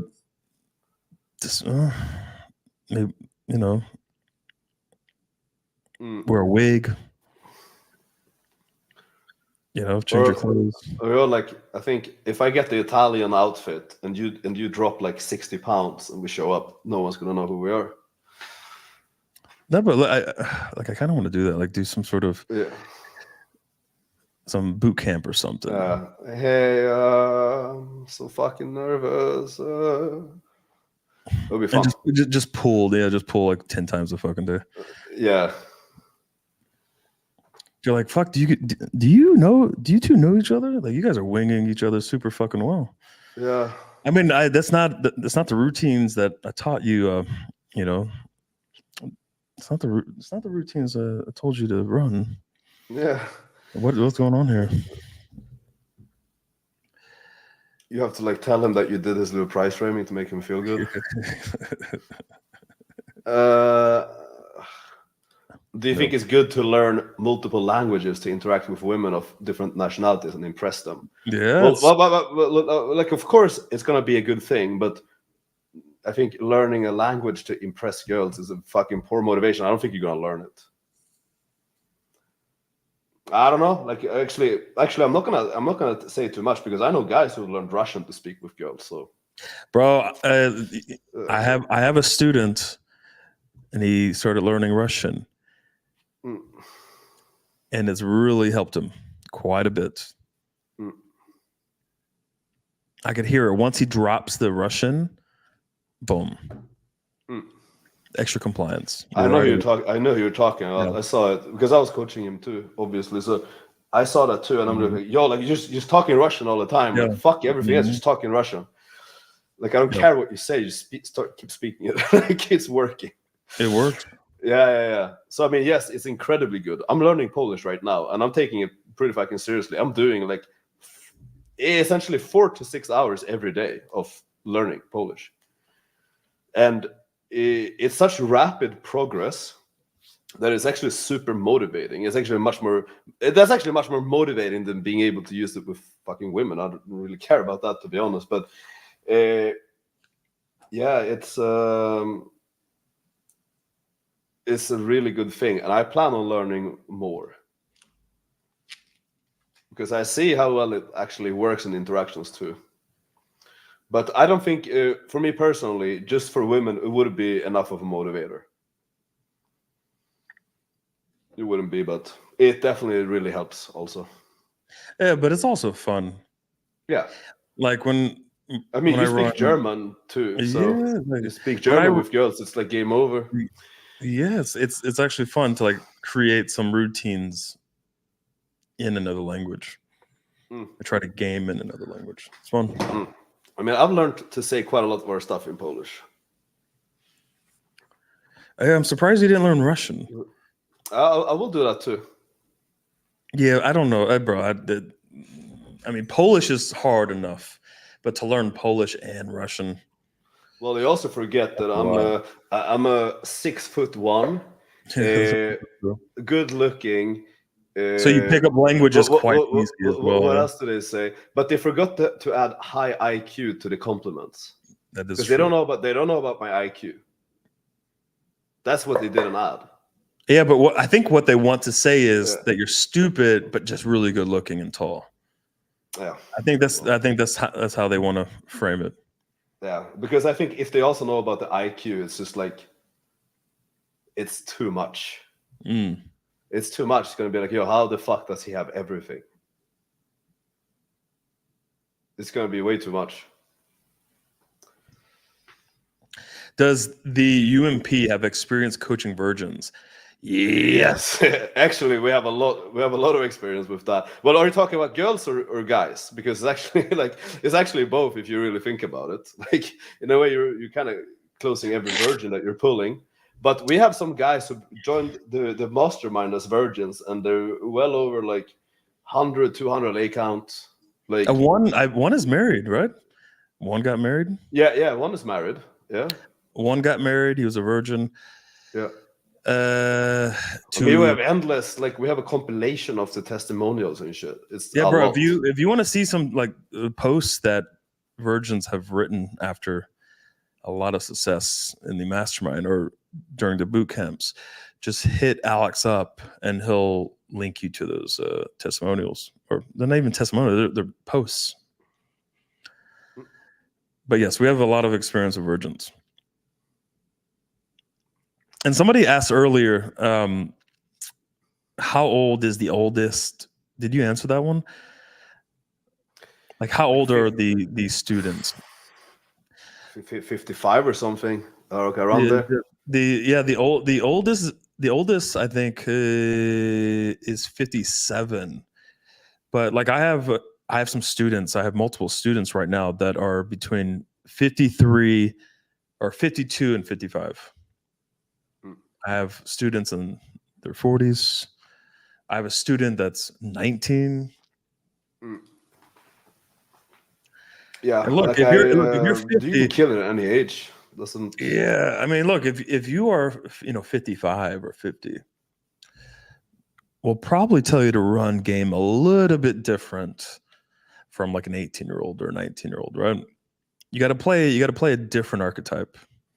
You got to play maybe daddy. If you were to have some barrier to entry to get coaching, what would those prerequisites be? Where was that? Well, I think Right here. I would say, I mean, when we do this screening calls for the boot camps, essentially we just want to check your personality. Okay. Yeah. Okay, if you're gonna be annoying to be around for 2 weeks, I don't fucking care if you pay or not. You can fuck off. Like I think during the calls, if during the screening calls for the boot camps, if you sound incredibly fucking obnoxious already on the call, you're not going to get in. No. But if you seem like a chill guy who's really charismatic and excited to learn, who's very open, who's not going to allow their ego to get in the way, also who can fucking take very direct feedback. Yeah, I mean, look, because we give pretty direct feedback. Yeah, well, it's because it's the most effective way. Like we can't waste time. Like you're paying for our time. We can't waste your time and everyone else's time with sugarcoating shit. It's not gonna hit. It has to be direct. That's what I've learned. Like if you try to be delicate with guys' egos, it's just a longer process. It's just not effective. You have to be very direct with it. Yeah, that's the problem with a lot of coaches I've noticed. Yeah. A lot of coaches tell the student what they want to hear.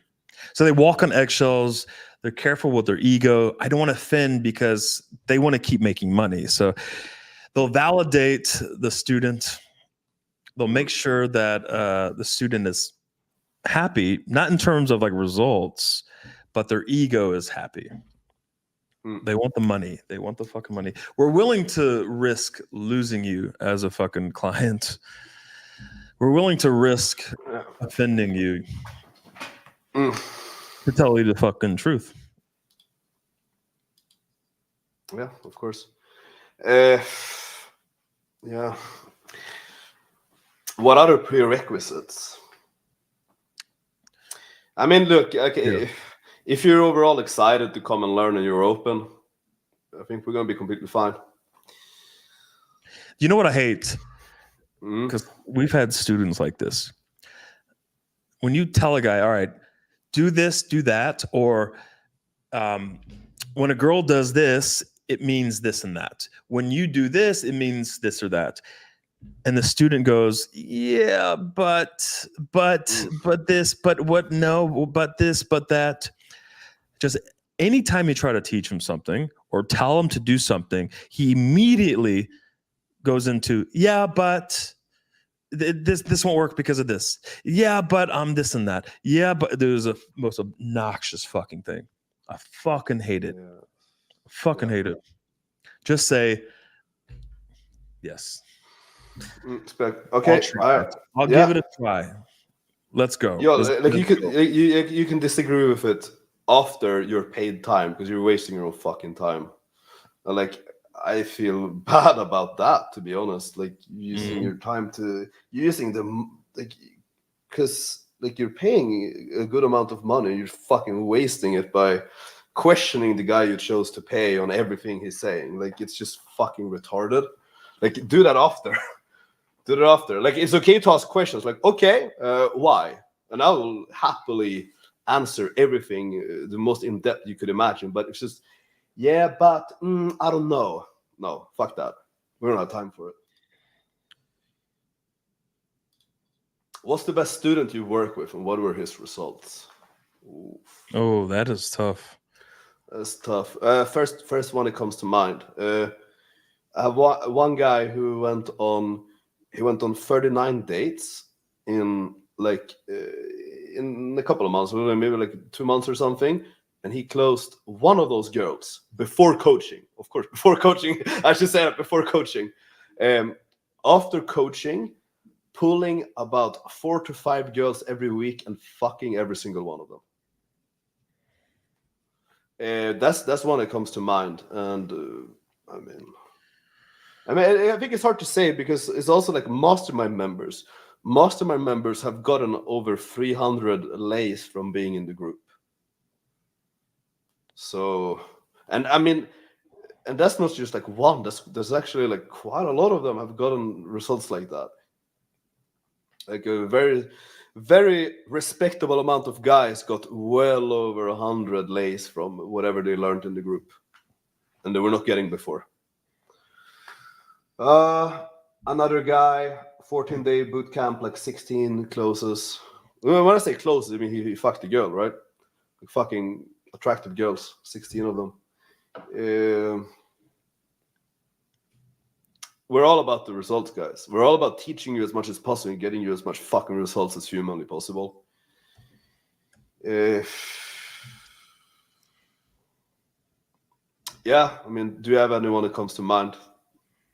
Because there's just so many of them that I don't actually know where to go. What's the best student? Well, the best student. We've had some great students. We've had some really good ones. Yeah. I think the best students. The best students had a lot of things in common with you in the way that you approach game and learn game. That's what I've noticed. Like if I go, okay, fuck, this guy has a similar sort of learning perspective or attitude, or the way that he thinks or processes information. If it kind of looks similar to me, yes. Okay. Like for example, I mean, I'm thinking about fuck. I don't want to say maybe you don't want to drop names, but yeah, I don't want to say fucking but, names. But I think I mean I think I know immediately which ones we're talking about. Actually, yeah, but I think that also makes a lot of sense because if you really break that down, no ego, no pride, Number one is have no ego and no pride, because you're just going to slow down your learning process. You're just going to be so inefficient. Number two is seek out negative feedback. Like, don't try to validate your strengths, which is like, that's a good thing, but it shouldn't be your focus. Your focus should be on finding your weaknesses and really fucking hammering away on that. Like, you can turn your biggest weakness into your biggest strength. You truly can do that in a lot of ways. Number three, I would say spend a lot of time analyzing, actually thinking about your interactions, and be very structured in the way that you actually run your interactions, because otherwise you're not going to be able to find any patterns, and you're not going to be able to do any like real problem solving of what's going wrong in your interactions. And I think the guys that David are talking about, they had those things in common with me. But also like fucking like being a risk taker when you're actually gaming. Like I'm a massive risk taker when I'm in my interactions. I'm not fucking gonna hold back on that. And if you're playing it safe in your interactions, or the worst if you're playing it safe during coaching. That is the best way to fucking waste your money. If you're playing it safe and you're not doing what we're telling you to do because maybe you're unsure about saying something, or like you're scared, or like whatever the fuck it is, that's the perfect way to waste your money, is playing it safe. So don't do that, no matter what you do.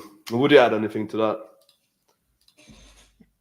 Yeah, I think also taking away lessons from all of your experiences. I think that's super important. So like if you get rejected, or a girl says this to you or that to you, or anything that would typically discourage guys or put them in a bad mood or mess up their confidence, if you can take something positive away from all of those experiences and walk away with some sort of lesson, even if it's one little lesson from that experience, that situation, if you do that every single time, in every interaction, every date, every day, and imagine if you do that every day for what, a year straight, every single day. Imagine you do that for 2 years. Imagine all the wisdom, all the knowledge, right, from all of those experiences, right? So I think that's super important, because you can imagine you get rejected and you walk away with your head down and you're like, fuck myself. I failed. I'm no good. I should quit. I learned nothing because I didn't go anywhere with this interaction. It is super hard to fucking grow that way. Yeah, look, like I've been doing that on pretty much a daily basis for 7 years now. More intensely the first 4 years, where it was pretty much like, well, let's just say all day, every day, because it's pretty much what it was. It's probably like the last 2 years where I'm not doing all day. I have a little bit more balance in my life. But if I to be fair, I will say, if I started off with balance, there's no way that I would have achieved anything. I truly think that I wouldn't have. I truly believe so. But you know, you have to do it very often for a very long period of time. I don't think there's a way. Actually, fuck it. You can cut down the time so much with coaching. You really can. But you still have to put a lot of effort in, although a lot less than what we did.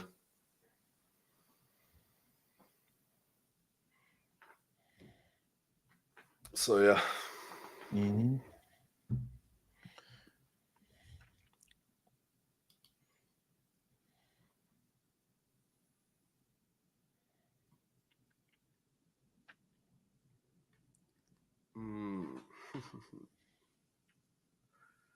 Okay, but we missed this guy's question.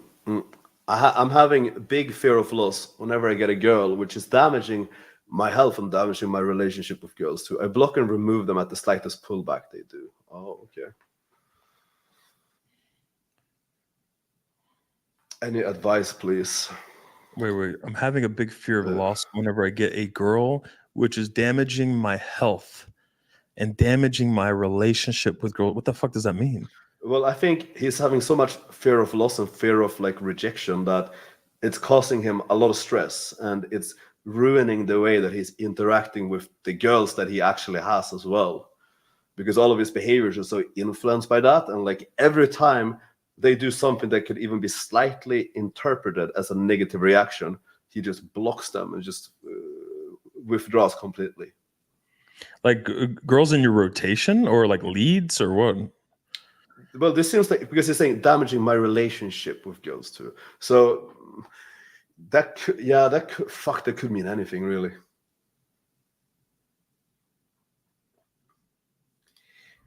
But yeah, if you can elaborate on the question, all girls. Okay, all girls. So I'm assuming that that also includes girls that you are seeing regularly. Okay, well, it includes all girls. Okay, well, I think the first thing really is that you have to actually face your fears. You have to actually like have the discipline to face your fears here, in the same way that you overcame approach anxiety or something. You need to overcome your fear of loss, so that whenever these emotions are getting triggered or like brought up to the surface, you need to have the discipline to not withdraw, and to actually like become okay with the risk that they might leave. I don't think there is another way around it than you have to actually genuinely expose yourself to the point where you are fine with them leaving. I don't think there's another way. I think you need to become comfortable with that fear of loss, really.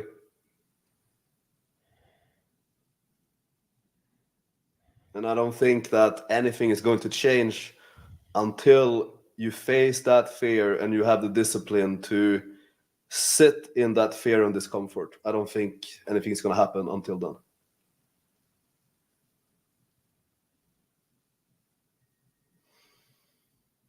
What do you think?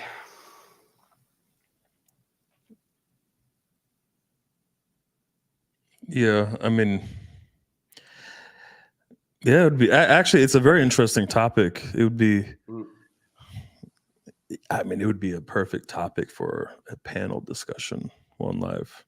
Ooh, yeah.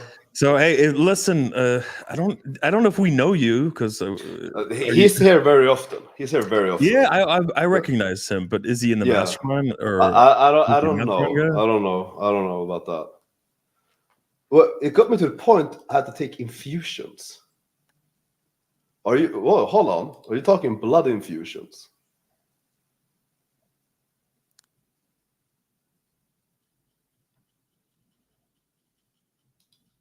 Or what are you talking about? No, I'm not in the mastermind. Well, that's the first step. Okay. Hey, look, if you want to do like a panel sort of thing, a little panel thing, and talk about this in a future live, you don't have to like open your video. You could just talk to us. It would actually be a pretty good topic to talk about. I know a lot of guys would be interested in that.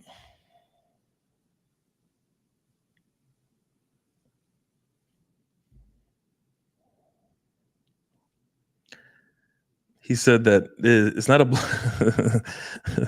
it's not a blood infusion, but my tension would be so low that I couldn't eat, I couldn't sleep. Well, I still don't completely understand what your problem is.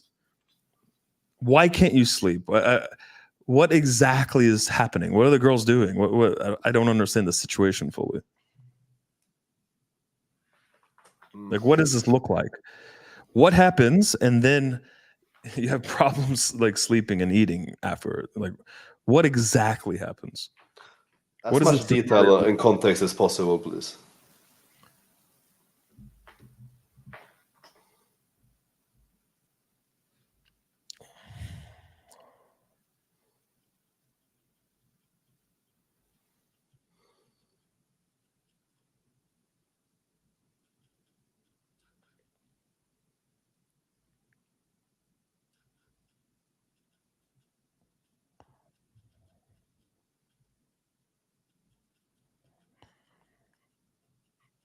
I got a multiple orgasm fuck date Nice. right now. I'm setting up one now too. Actually, she's coming tomorrow.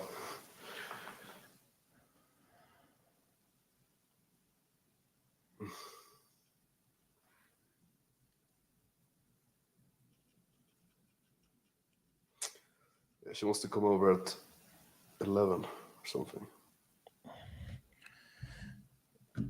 So I'm running the squats, booty massage, multiple orgasm. Nice. Yeah, she looks good. She's got big ass titties.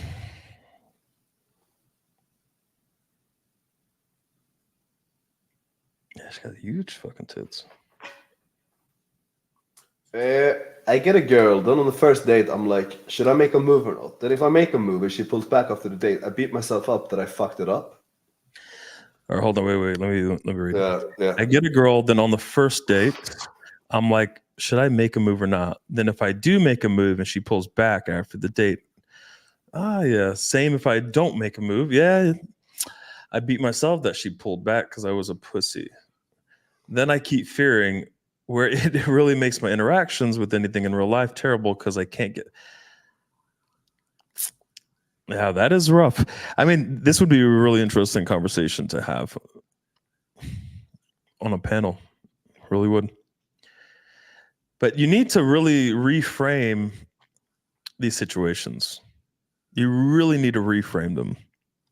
Like I talked about, look, if you make a move and she pulls away, instead of beating yourself up, I would be thinking about, okay, well, what fucking led to that?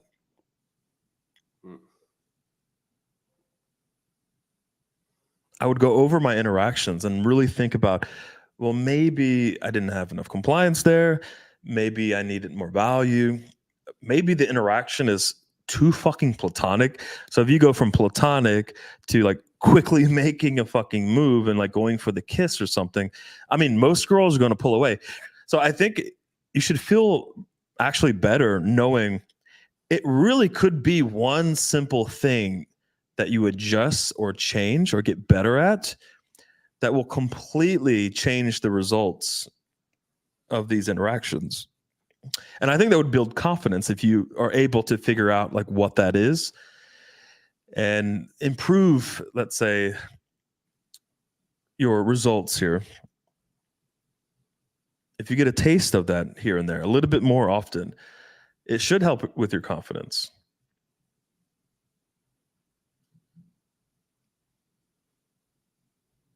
But you need to like move away from being overly fucking emotional about what happens in these interactions or what doesn't happen in these interactions. You need to really try to think about logically about what is happening in the interaction so that you can adjust and try something different in the next interaction so you could get better and better. But also, you could also reframe it.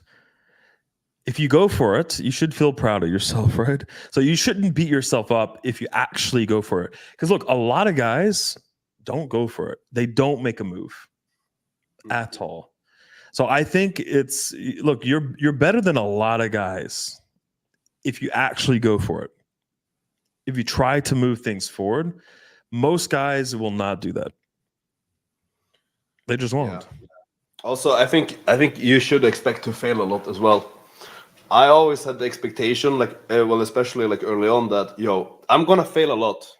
I was actually thinking, in fact, I'm going to fail for years, but I'm okay with it because it's still worth it.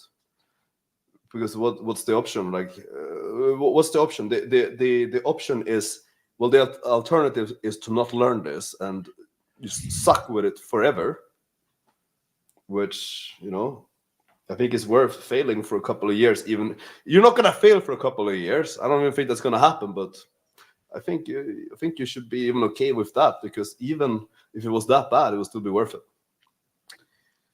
Honestly, I just think you have to accept that there's going to be a lot of failure. I don't care who you are. You're gonna fail a lot. You're gonna fail a lot all the time. You just have to get okay with it. There's no way around it. Doesn't matter how good you are, you're still gonna fail. Even the best fucking athletes, they fail all the time in their sports. They fail all the fucking time. Doesn't matter.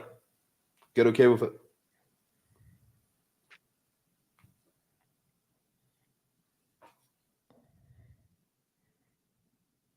So big titties. Bro, it was big titty night, straight up. I just set up a fuck date. Another one. Yes. They're ooh, your type. I just matched with your type. That's good. She's tall as well. Oh guys, she's 6 feet tall. She's 6 feet tall. I can't do this. I'm too short. This will never work. Yeah, oh my god. And she's 18 years younger. This will never fucking work. How am I gonna close this girl? I'm double her age. And she's taller than me. Who has better subcoms? Andrew Tate or Donald Trump? Absolutely. I mean, they both have great subcoms. Donald Trump, he's a hard guy to beat. But Donald Trump is more experienced. He's God level. Look, they both have a lot of people trying to take them down, but nothing like what Donald Trump has been enduring and will endure in the future. For a much longer time. His strong frame, his persistence is unmatched right now. So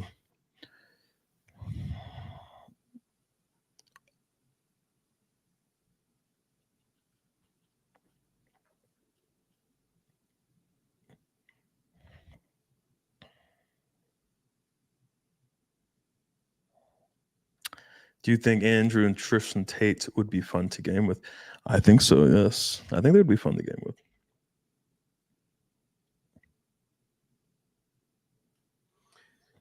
I don't think. Of course they would be. I think they would be great fucking wings. Of course. Of course.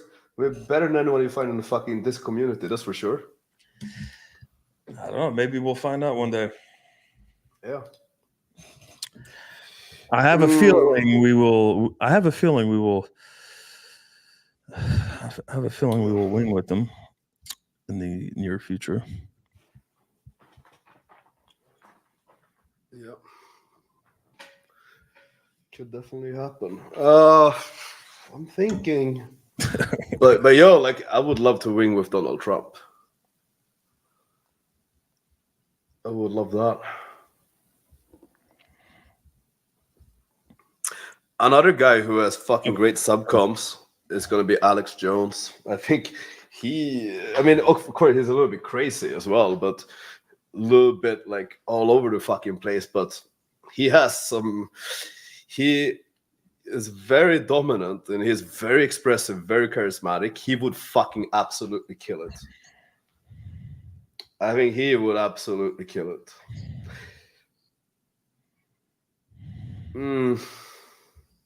Yeah, Alex Jones. Who else do you have?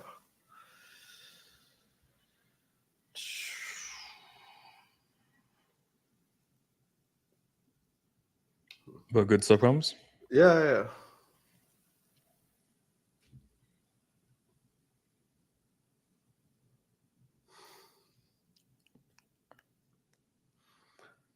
Okay, this is a good question. What's the best skill to have in game? Let's say you lose all your skills. What's the first time you're learning subcoms? Subcoms.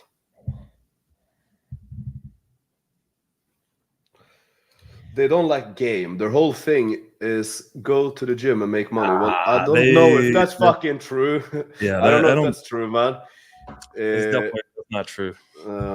I know for a fact they did a lot of game. Yeah. I know for a fact that they do a lot of game because they've DM'd girls that I've fucked years ago. So I know they do.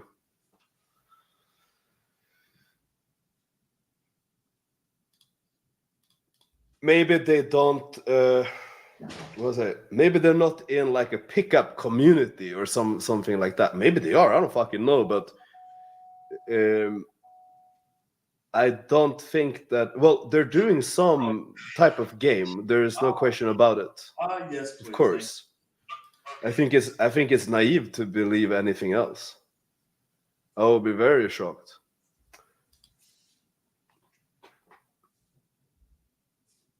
I mean, look, they make content about how to interact with women. How can you say that they don't like game, but they're also making content about interacting with women? That doesn't add up to me.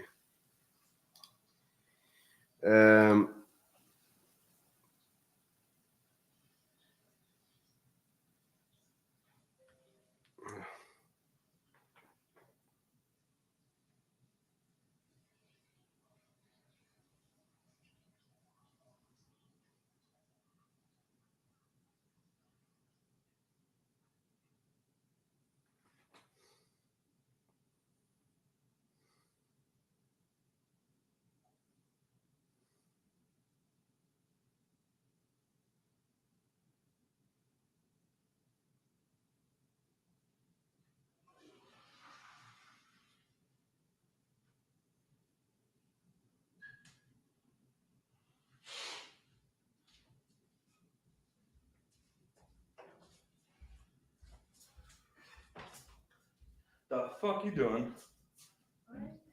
What the fuck? What the hell? What are you doing?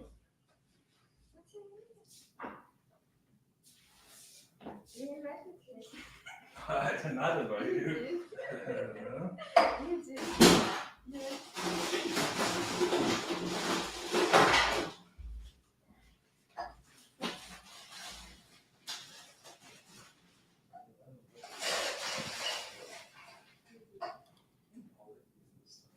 You guys are going in hard today, yeah. How long have you been streaming? 3.5 hours, but that's pretty much how long all streams are, to be fair.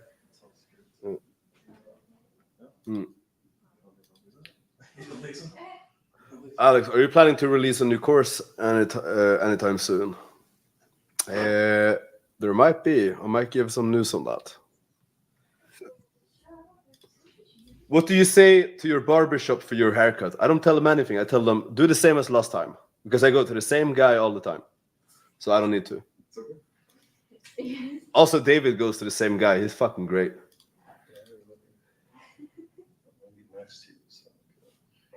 As always. As always.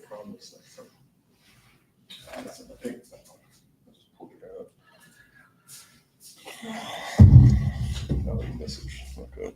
Don't get in front. Okay. You're not allowed in here. You guys are going hard today. Yeah, we're doing about 3.5 hours so far. Well, I did an hour in the Mastermind. And 3.5 here.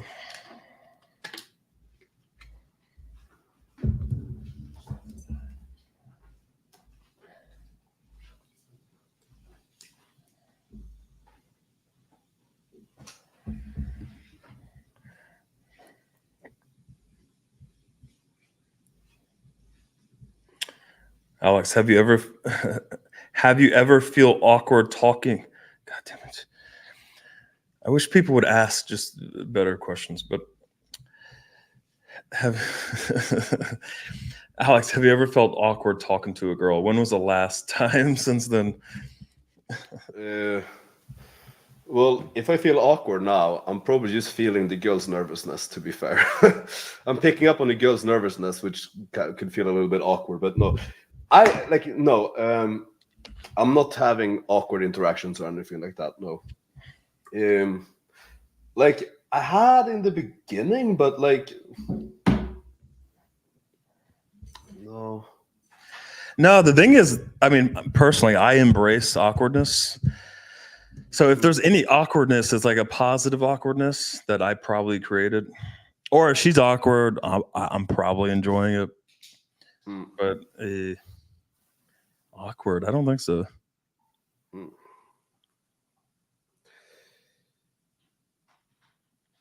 I mean, look, like, I mean, if the girl's like I don't know if she's creepy in some way. You can find fucking weird girls. You can find weird girls who have like low social intelligence and shit. But I also think that you have to accept that awkwardness is gonna be a thing when you're talking to strangers. People are gonna be awkward about talking to strangers. You're a stranger, even if you're not awkward about talking to strangers, they're gonna feel awkward about it. So you just have to accept that. Like, there's no way around it. It's like trying to go, like, you're gonna go to the gym without sweating.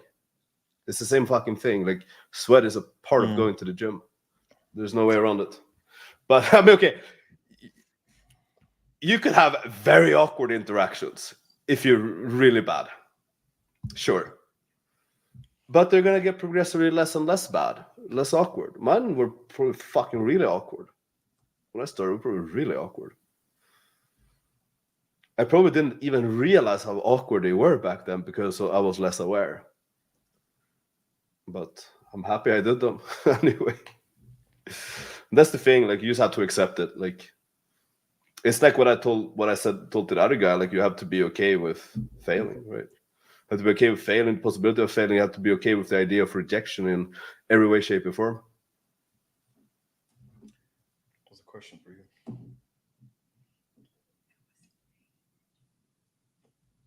No, I mean, it's in the comments. Alex Hader asks, David, we could hear. Oh, David, can we hear from the woman? Because they could hear you. What she likes about you and what got her attention. It would be interesting to hear from a female perspective. Like, she does not want to say the reason. Okay. She doesn't want to say what got her attention. She doesn't want to say that part. She's a little bit too shy. What's that? You answered this question in a one-on-one call, coaching call. This is for YouTube. All right, no, I mean, this is simple. You don't have to get on the camera. No. All right, so let's see. Where's the question? All right, what do you like about me?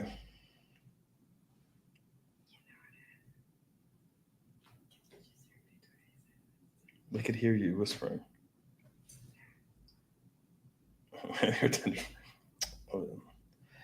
Listen, you guys have to understand something about this girl. Okay, she doesn't talk much. Okay, there's one. I'll tell you what I like about her. One thing I liked about her, and why she's made it this long. Okay, she's made it, what, a couple years now? 2 years? All right, she's made it 2 years. Because she doesn't talk much. She's so fucking quiet. Okay, she's no drama, no stress. Okay, there's no issues. She doesn't. I've never heard her raise her voice. I don't think she can raise her voice. I don't think it's possible. She's very quiet. She doesn't talk much, and when she speaks, it's very soft and very feminine. Yes, okay, and very short. I like that. I don't want to be around girls that talk a lot, that are super fucking loud, right? It was super disagreeable. That's super, it's all this drama and all this. I don't like that. She's very agreeable, very feminine, very soft. Okay, all right. Tell me, what do you like about me?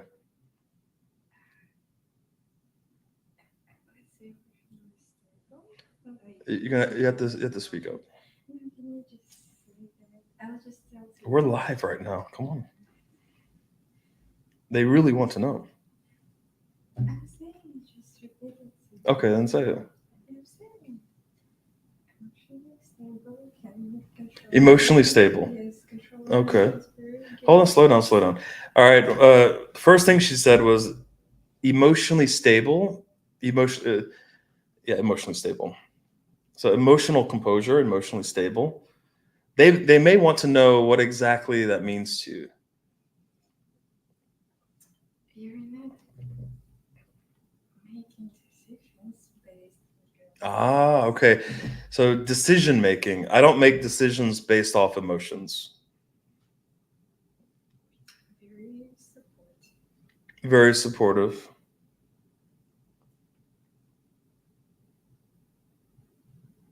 Yeah. What else?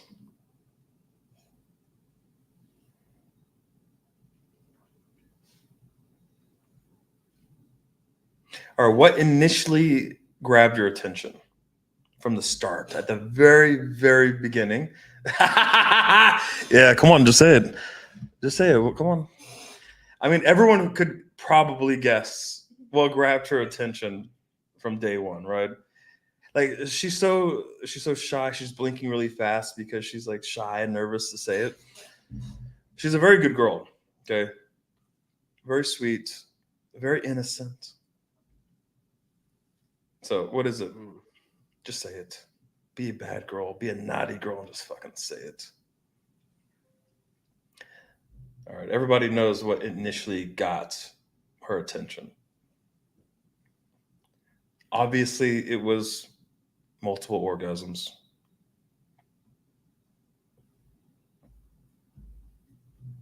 Anything else? My charm, my handsome looks. No, no. It was that had nothing to do with that.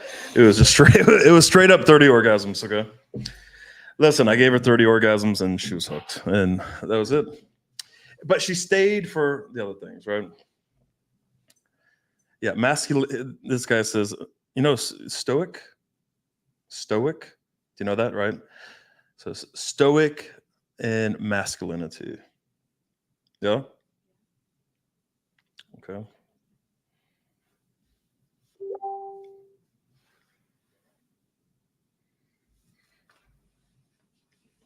If you have any other questions for her to barely answer in the fewest words possible.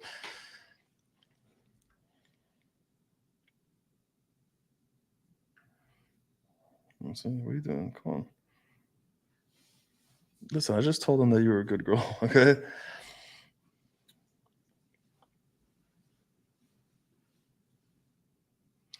Swift is like the white Barry White. The white Barry White.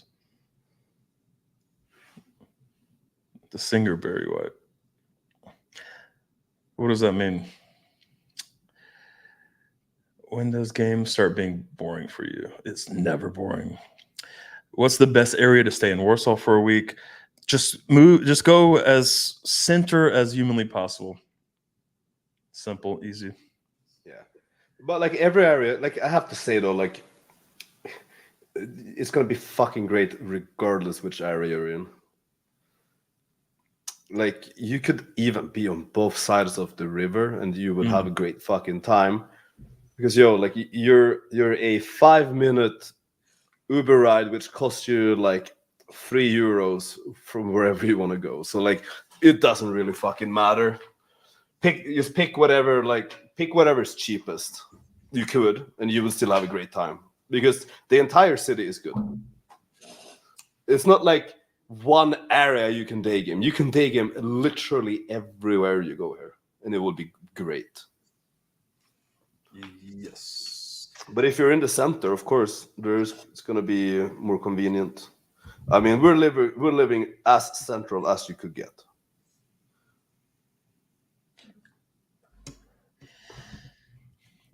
What do you think about? Have you ever had a guy approach you, like on the street or at the mall or on the bus? Yes. And how did you feel about that?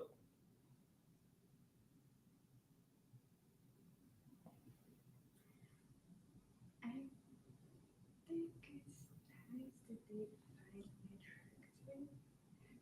That's basically nothing more. Yeah, she said that she thinks it's nice.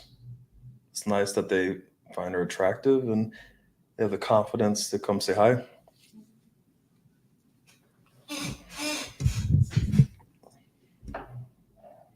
What if they're ugly? Do you still like it? What if they're really ugly? doesn't really matter if they're charismatic. Okay, what if they're homeless? No, okay. That's where you cut it off as homeless guys, yeah. All right. See, look, if you're ugly, it's okay. There's no but. I saw her at the gym today, actually, when I was Oh, on my way yeah. out. Yeah, she saw you at the gym. She said that you were looking pretty jacked lately. Like she was wondering what's going on. Yeah. That was before my pump. Yo, bro, if Oh. she saw me, bro, if she saw me 2 hours later, yo. Yeah, she was like, "Oh fuck, Yo. is that a professional MMA fighter? Like who's that? Yeah. Is that Jay Cutler? Like who is that guy? Who? Yeah, Fuck, exactly. it's Alex. Yeah. Yeah. Were you doing dance? Yeah. Oh, okay. Ask her why she didn't lift. Did you lift? I thought she was lifting. No, She had dance. Uh, Hip high hop? heels. no. High heels. Oh fuck, you gonna do high heels? They're high heels, but I'm just doing. She's just doing hip hop. Okay. She should try the high heels thing because in fact, there's so many girls who do it. They all love it. Mm-hmm. Like they all really like it, and I mean, all I'm saying is that all the girls who do high heels, they're hot as fuck. Literally, like I've never seen one that was not. And I think that if I was a girl, I would start doing the high heels because if you're around other very hot girls, it's like you have the same effect if you start hanging around guys who are a good influence. It's like you get that effect. There's also pole dancing, but Pole dancing. Look, that's not for good girls. So. Yeah, high heel, but high. See, that's the thing. High heels are for girls who want to do pole dancing, but they want to be good girls. Exactly. It's exactly what it is, and that's why they're all there. Yes, I mean pole dancing. Look, I'm sorry, you're a good girl. You can't do pole dancing. It's too provocative. You know what I mean? Don't you agree? Don't you think? You're not dancing in the streets, I don't know. It's like you're doing it for workout, and next thing you know, you're a stripper.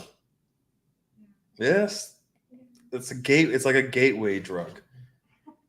You know, you're doing hip hop, and you're like, oh, I'll do heels, and then you go to heels, then you do the pole dancing workout, and next thing you know, you're taking your clothes off, and some ghetto for €5 or something.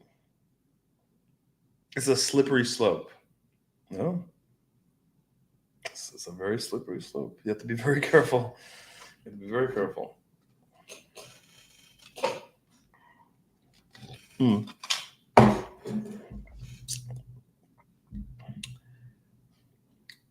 Elliot wants to know, how often can you see a casual rotation girl? No more than once per week?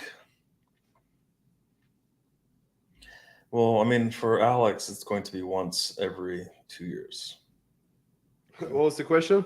If How they're can you see? if they're lucky to get on the fucking knees. You look. I think, Or like, they just show up.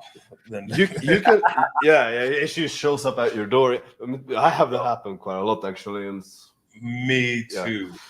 because they just like the security or something. They think it's like my girlfriend, so just let her in. Yeah, that's bad. Yeah. First of all, you need to let them know that's not your girlfriend. Okay. Yeah. You're not allowed that. Especially with the hot reception. Like, what if they get the wrong idea? Exactly. Yo, that's not good. But yo, you can see a casual rotation girl. Look, I think it really depends on how skilled you are at maintaining a dynamic or frame. Because look, if you're not very good at that, then you're gonna be able to see her less often because then you're more likely to give her the wrong idea if you're not very good at setting frames or displaying that you want something casual. But if you're very good at that, you can see her like almost every day if you're able to manage those expectations and everything. So let's just say that the worse you are at setting the frames and handling the dynamics, the less often you can see them. And the better you are at it, the more you can see them. Yeah, but the more you see them, and the more like cat cafes you take them to, the more comfortable they get and confident, and they just expect cat cafes and movies all the time. So you have to be careful. Yeah, You can't be see very, them. be very careful with the cat cafes. Yes, because that's like cat cafe and then you're married. There's nothing in between that, so you have to be very careful. By the way, the greatest barber has entered. Guys, Yeah, I was just talking about you. Someone asked me like, "Yo, Alex, what do you say when you get your haircut?" Where the fuck was he? Here. What do you say to your barber shop for your haircut? I was like, "Yo, bro, same as last time." Amar, if you want to answer any barber questions, hair questions, he is by far. We've traveled the world. Okay, had a lot of barbers. We've gotten rid of most barbers. This has been our barber for what? A few years now, right? 2 years. 2 years. Yeah, I think he's 2 years. the best barber. Yeah. Greatest barber. He's responsible for all my lace. Like, there's no way that. I mean, he's responsible for all the black pillars coming in here too, because I would be nowhere close to what I am right now without his work. Absolutely. Here we go. Name of my haircut. What do you want to call it? It's probably custom made. Yeah. It's a special recipe.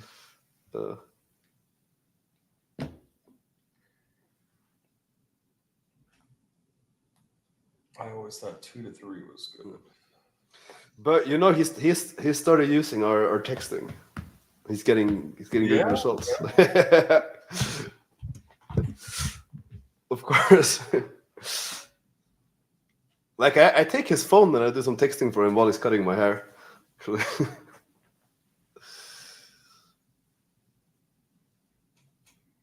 What's the name of the barbers?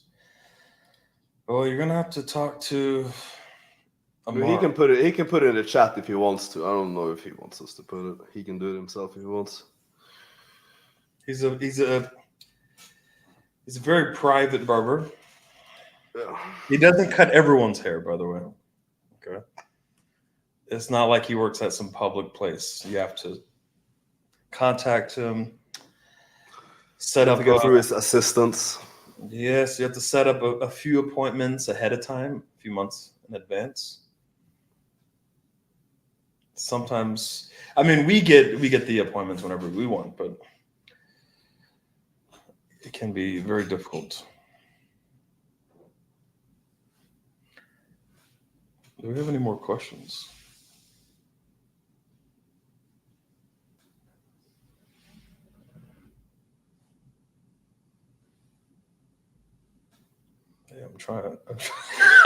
Hey, I'm trying to answer questions here. Why are you crawling under the table? What are you doing?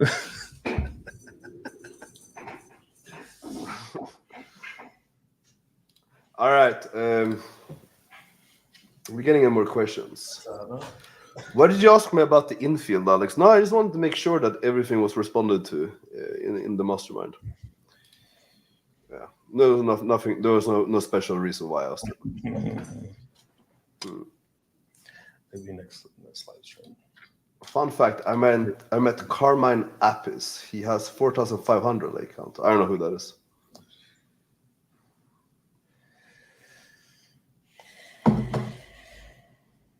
Yeah, I mean, he's off to a good start, I would say. At 4.5K is it's decent. It's all right.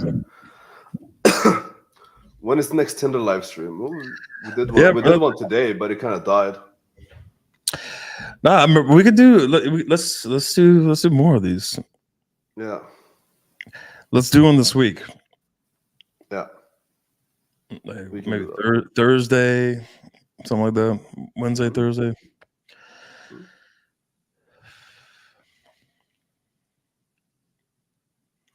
Look, I may get on and I may do some sort of breakdown. Some text breakdown. Like full breakdown. That would be good. Let's do that. Oh fuck, maybe I'll just take some of your Infield that we, you weren't going to release, but No, maybe I'll give it to him for free, A Maybe. special live, do a little breakdown.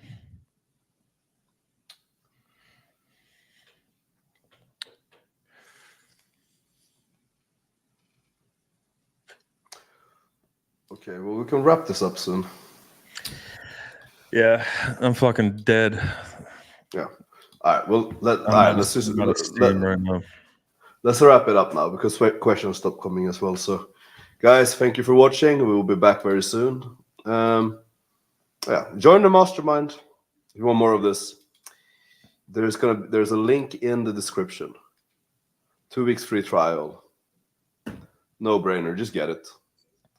Mm-hmm. We'll do another one of these soon, a few days. Yeah. Let's do it. Which day do you think is best? I have to. Let me see. It's for the most activity as well. Like all without coaching. Oh shit. Yeah, that's true. What's a good? I think it has to be a good time for Americans, right?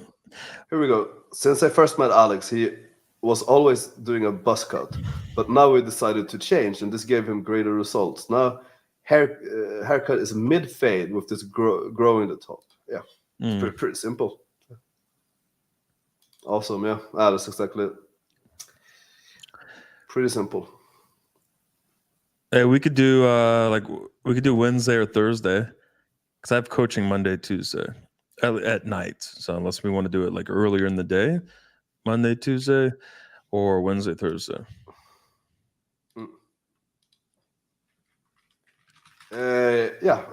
Let's plan it out over DM. We'll figure it out which one's best. Yeah, perfect. Awesome. All right, guys. Thank you very much for watching, and we'll be back soon. Peace out. See you Thursday. See ya.